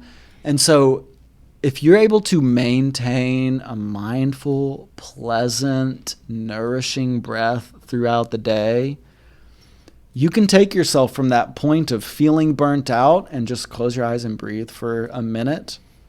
And those feelings dissipate because you learn to breathe breaths that create certain kinds of feelings in you. So this is invaluable for any entrepreneur. There's one particular breath technique that you might have heard of. I know I talked about it with, I can't remember right now. It was someone on on one of your coaching calls. Oh yeah, so I know it was probably Shannon Slevin. No, it wasn't Shannon Slevin. Amy? It was Gearhart? No, it wasn't Amy. It was Matt Thomas. Chris. He was a musical artist. He's in Ohio. Oh, J.D. Eicher. J.D. Eicher. Yeah, yes, J.D. right. and I were talking about this on the coaching call with Fearless Journeys. That's right. The Wim Hof method, because he was talking about. Because I asked him, what techniques does he use in the morning to help him get focused before a writing or creative session. And he talked about how important it is, the breath, because look, when your mind is moving a mile a minute, it becomes hard to do anything. You get that like analysis paralysis, right? And the ability to slow down, ground yourself in the moment, and pour all of your mind onto the single task at hand is an incredible skill. You know, I saw someone on LinkedIn a month ago that said, communication is the number one skill that you can learn in life. Agree or disagree? And at first I was like, yeah, I mean, no brainer. Communication is the number one skill if you had to drill it down into that. But as I thought about it some more, I said, you know, I actually disagree. I think the number one skill you can learn in life is concentration. Because concentration, getting a plus, like if we're thinking about it as like a video game with all your stats, you know, a +1 in concentration is a +1 in every category. Because it applies to everything all the time. Yeah.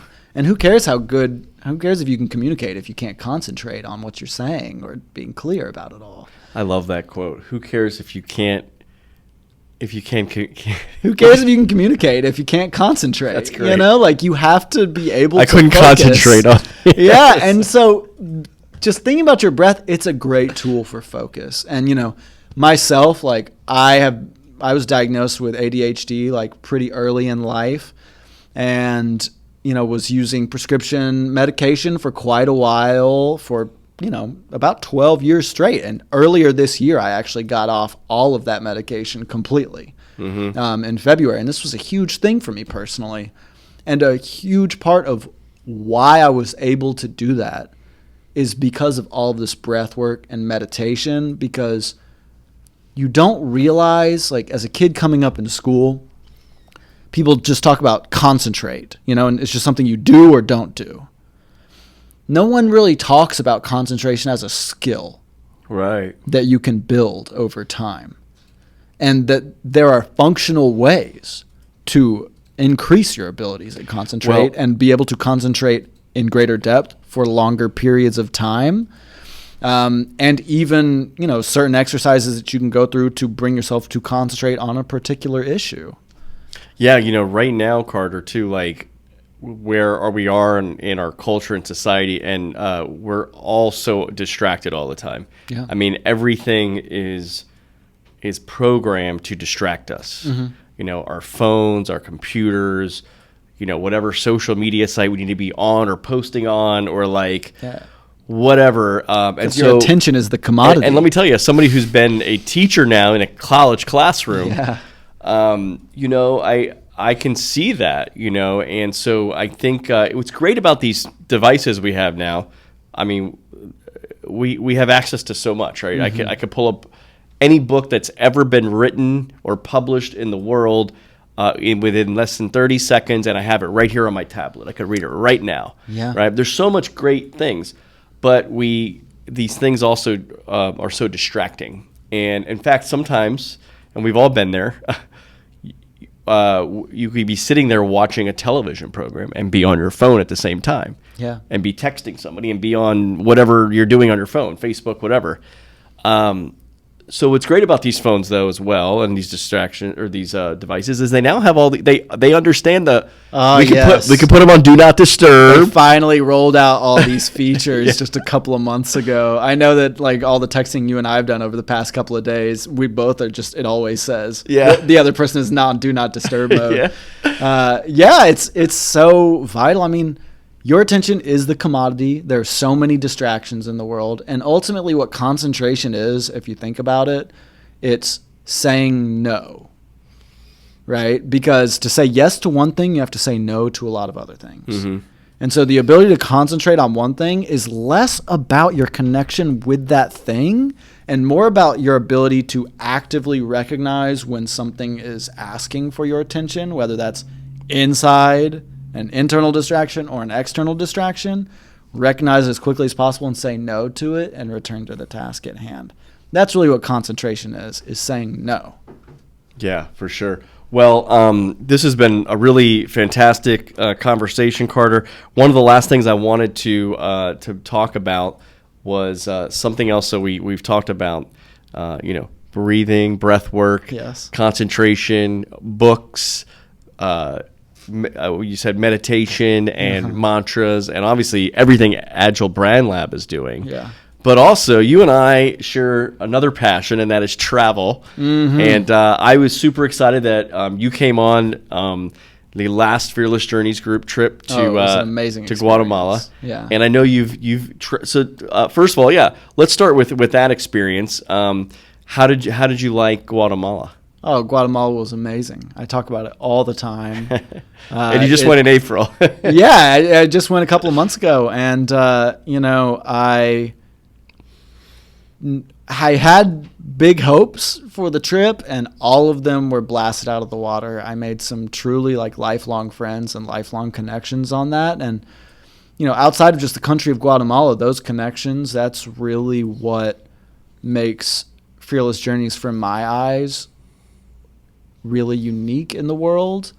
The ability to go on these trips as an entrepreneur and meet and travel with fellow entrepreneurs, and then also meet these other entrepreneurs in this place you wouldn't go otherwise, meet all these people you wouldn't meet otherwise, in a setting within a structure where you can actually connect with them on a meaningful level and network, is incredible. And you just can't get that anywhere else. I don't think anyone else out there does that. And the amazing thing about it too is that, it's someplace you wouldn't go otherwise, people you wouldn't ever meet otherwise, valuable business connections, all the perspective altering stuff that comes with travel. But also at the end of it, you can write it off as a business expense because you are doing it for the business, and it's not even some sleight of hand. We had direct business opportunities that came as a result of that. It was absolutely a great investment and an amazing way to spend a week. Yeah, we had a lot of fun too. Yeah, we had a lot of fun. Yeah, ate well, right? Oh, we ate so well. So you guys even found a yoga forest, right? Oh man, yeah, the yoga forest is a very special place. And Lake Atitlan, it's so beautiful there. And Guatemala is an amazing country. I think it's the most volcanic country in the world. Yeah. They had 24, 26 volcanoes in this tiny little country. And you really also, you underestimate how close it is. It sounds like it's further away than it is, but flying out of Atlanta, I could get to Guatemala faster than I could get to Denver. Yeah.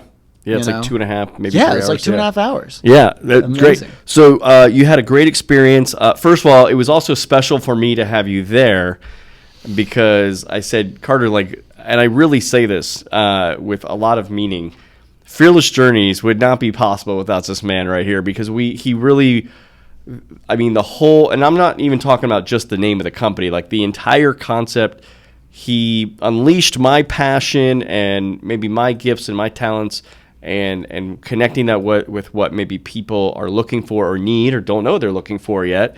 And anyway, part of what Fearless Journeys does is these group trips that you just really eloquently described.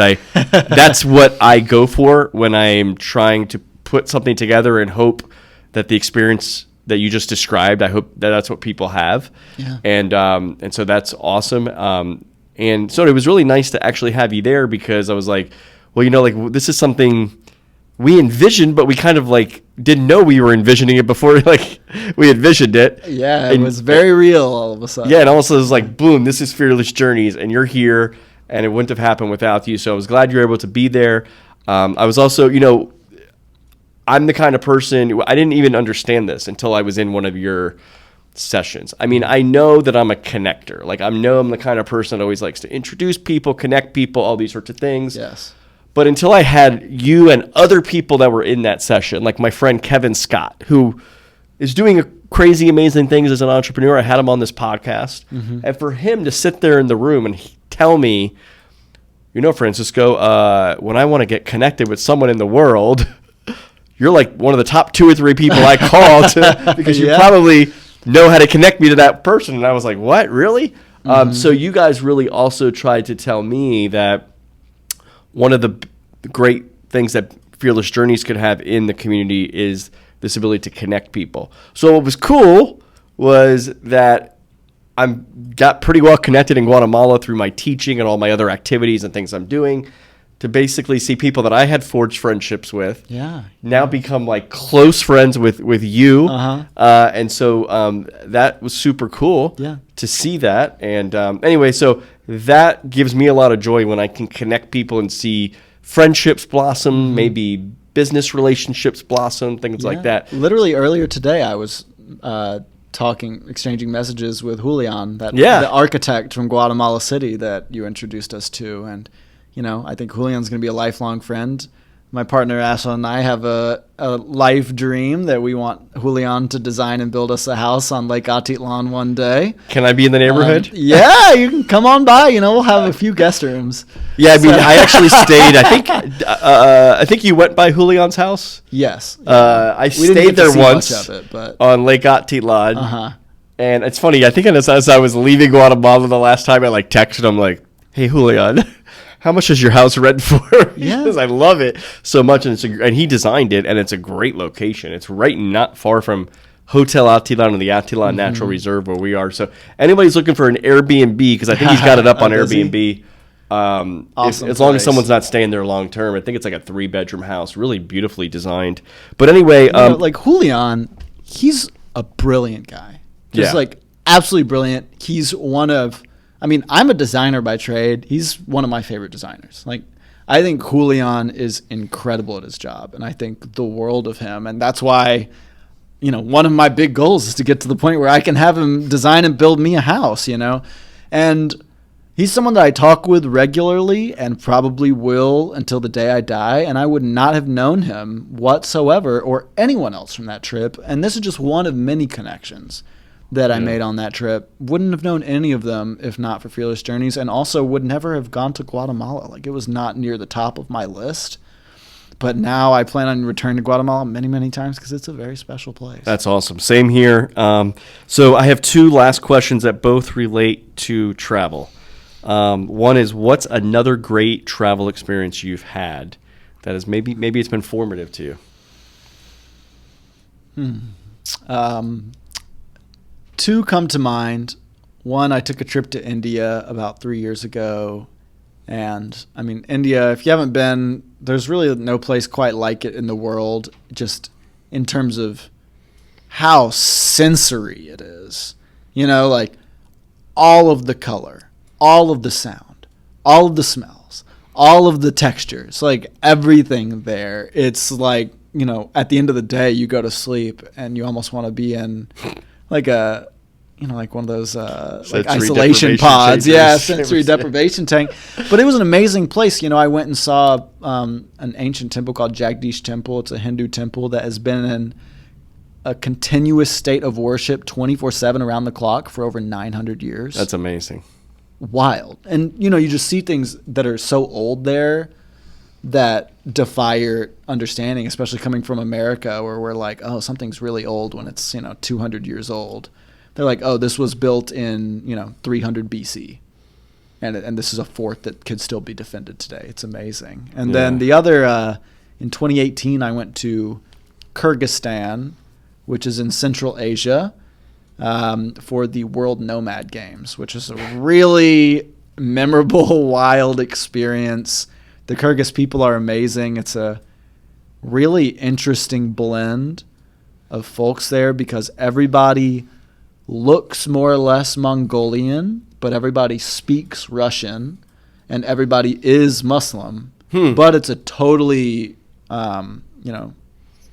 there's a great separation of church and state, and it's a very liberal democracy there. So, wow, that was just the most foreign. It just felt alien almost. So people speak Russian. They worship mostly Islam. Yes.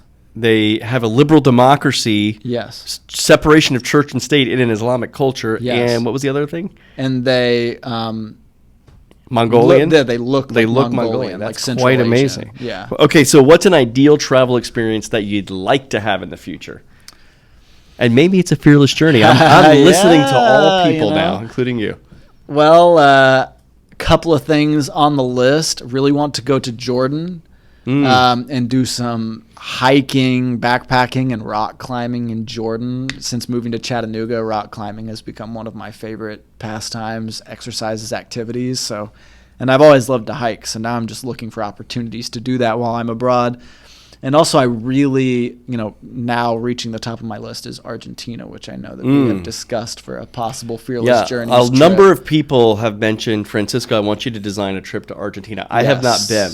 Let's do it. We got to go. I would absolutely go on a Fearless Journeys trip to Argentina, especially if we make extra time to spend in Patagonia. Or we could just spend some time in Patagonia. Patagonia could be like an option. Yeah, a little add-on maybe. But yeah, those are. I've had some people that also want me to take them to maybe the Mendoza wine country or something like that. So yeah, I mean, a lot of amazing things to go. And then probably the last bucket list that comes to mind, I really want to go to Bolivia and see the salt flats in Bolivia. Have you seen these? I've only because you told me. And I think I Googled them and I was like, whoa, yeah. People talk about it as being like the gateway to heaven almost or something, because it's just as far as you can see, this just a few inches deep of salt water that is completely still, surrounded by these mountains, and it's incredibly high. Bolivia is one of the only landlocked countries in all of South America. Wow. And the sky is perfectly reflected in this water. Wow. And it just looks like a sheet of glass, almost like something from, like Bruce Almighty or any of these other Hollywood depictions of heaven. If they had the budget, they would have filmed it at the salt flats there. Interesting. All right. Well, those are some great things. Last thing I actually, because you just mentioned, I forgot to mention. Hit me. We are in Chattanooga, Tennessee. Yes. And you moved here 6-7 months ago? I moved here, I must have been, 9 months ago now. 9 months. Yeah. Coming up on a year.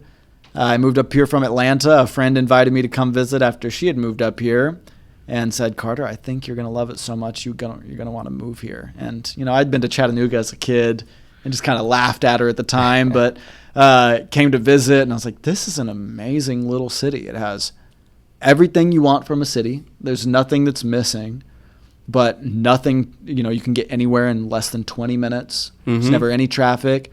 The fastest internet in the world here.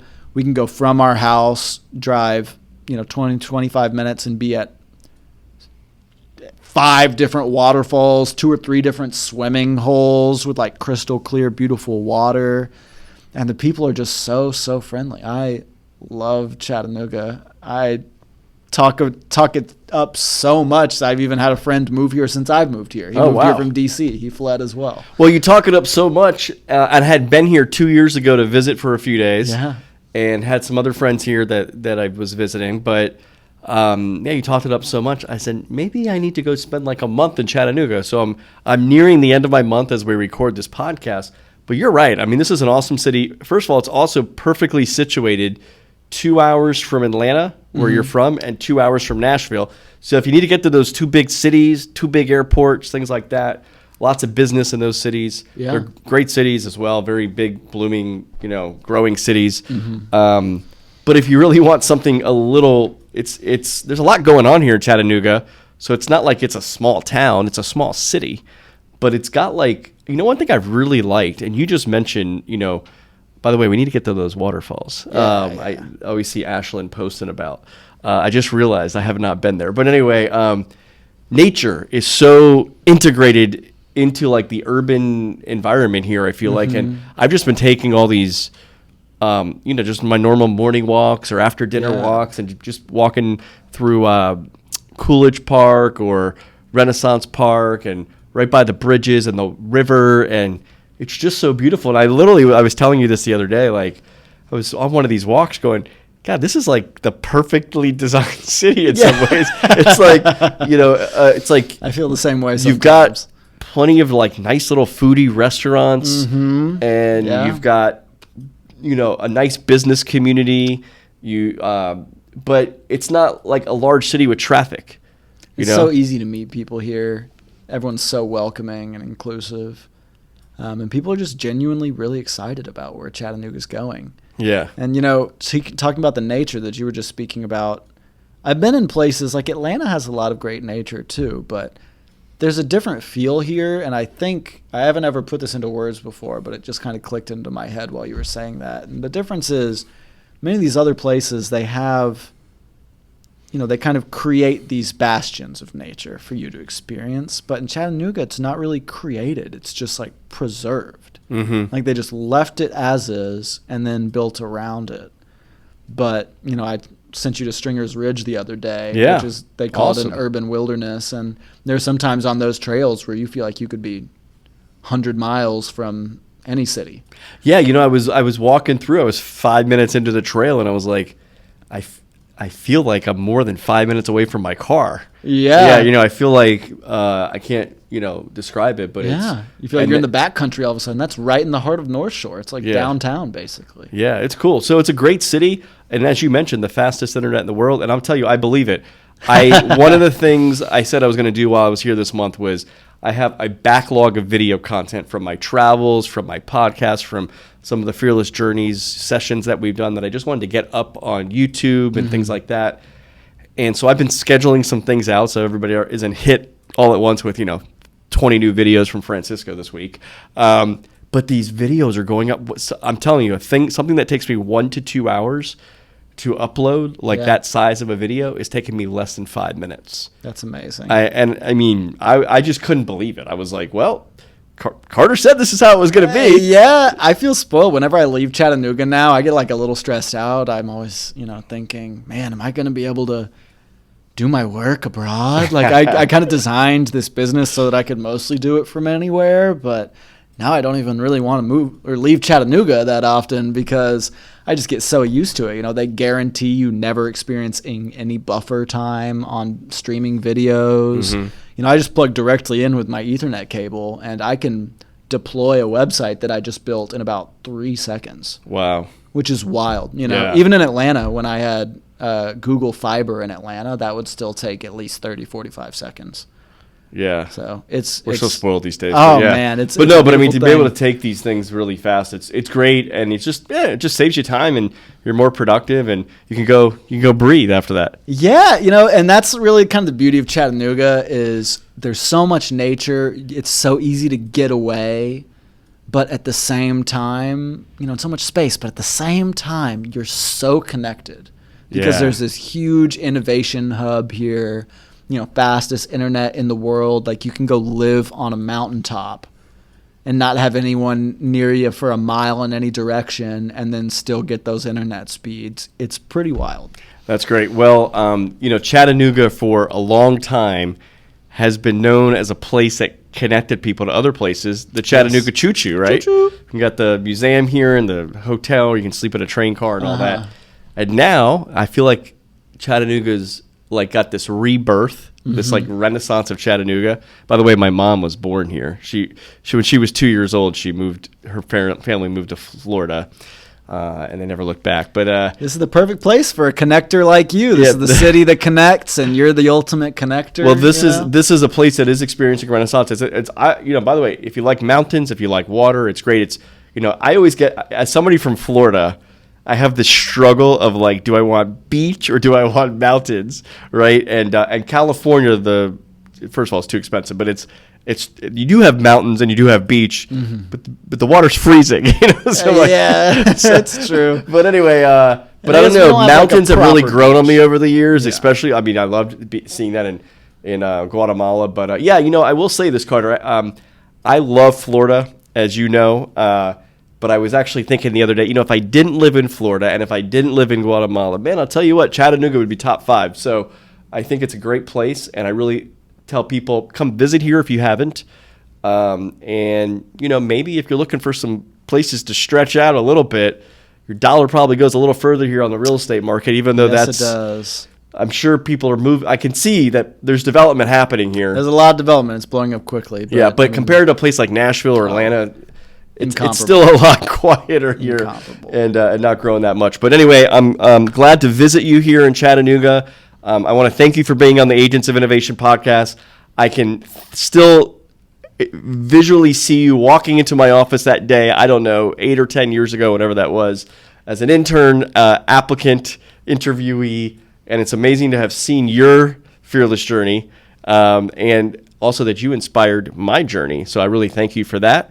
not just inspired it, you helped structure it. We built it, baby. So it's really awesome to have you, and I want to say thank you for being on the Agents of Innovation podcast, and thank you for being an agent of innovation. Well, thank you so much for having me, Francisco. We've had a very special relationship, and you've provided a lot of just fuel and assistance to me throughout my career, spanning back to 10 years ago when I walked into that office. So I want to turn the gratitude and the thanks back to you. And I guess if I can leave everyone with one last thought, it's stop holding your breath and start using simpler, more clear language to describe what you do and just everything. Communicate easily. Use words that you hear every day. And keep a smile on your face. Makes everything Carter always easier. has a smile on his face. So thank you so much, Carter, for being on the Agents of Innovation podcast. Thanks, Francisco. It was a great time.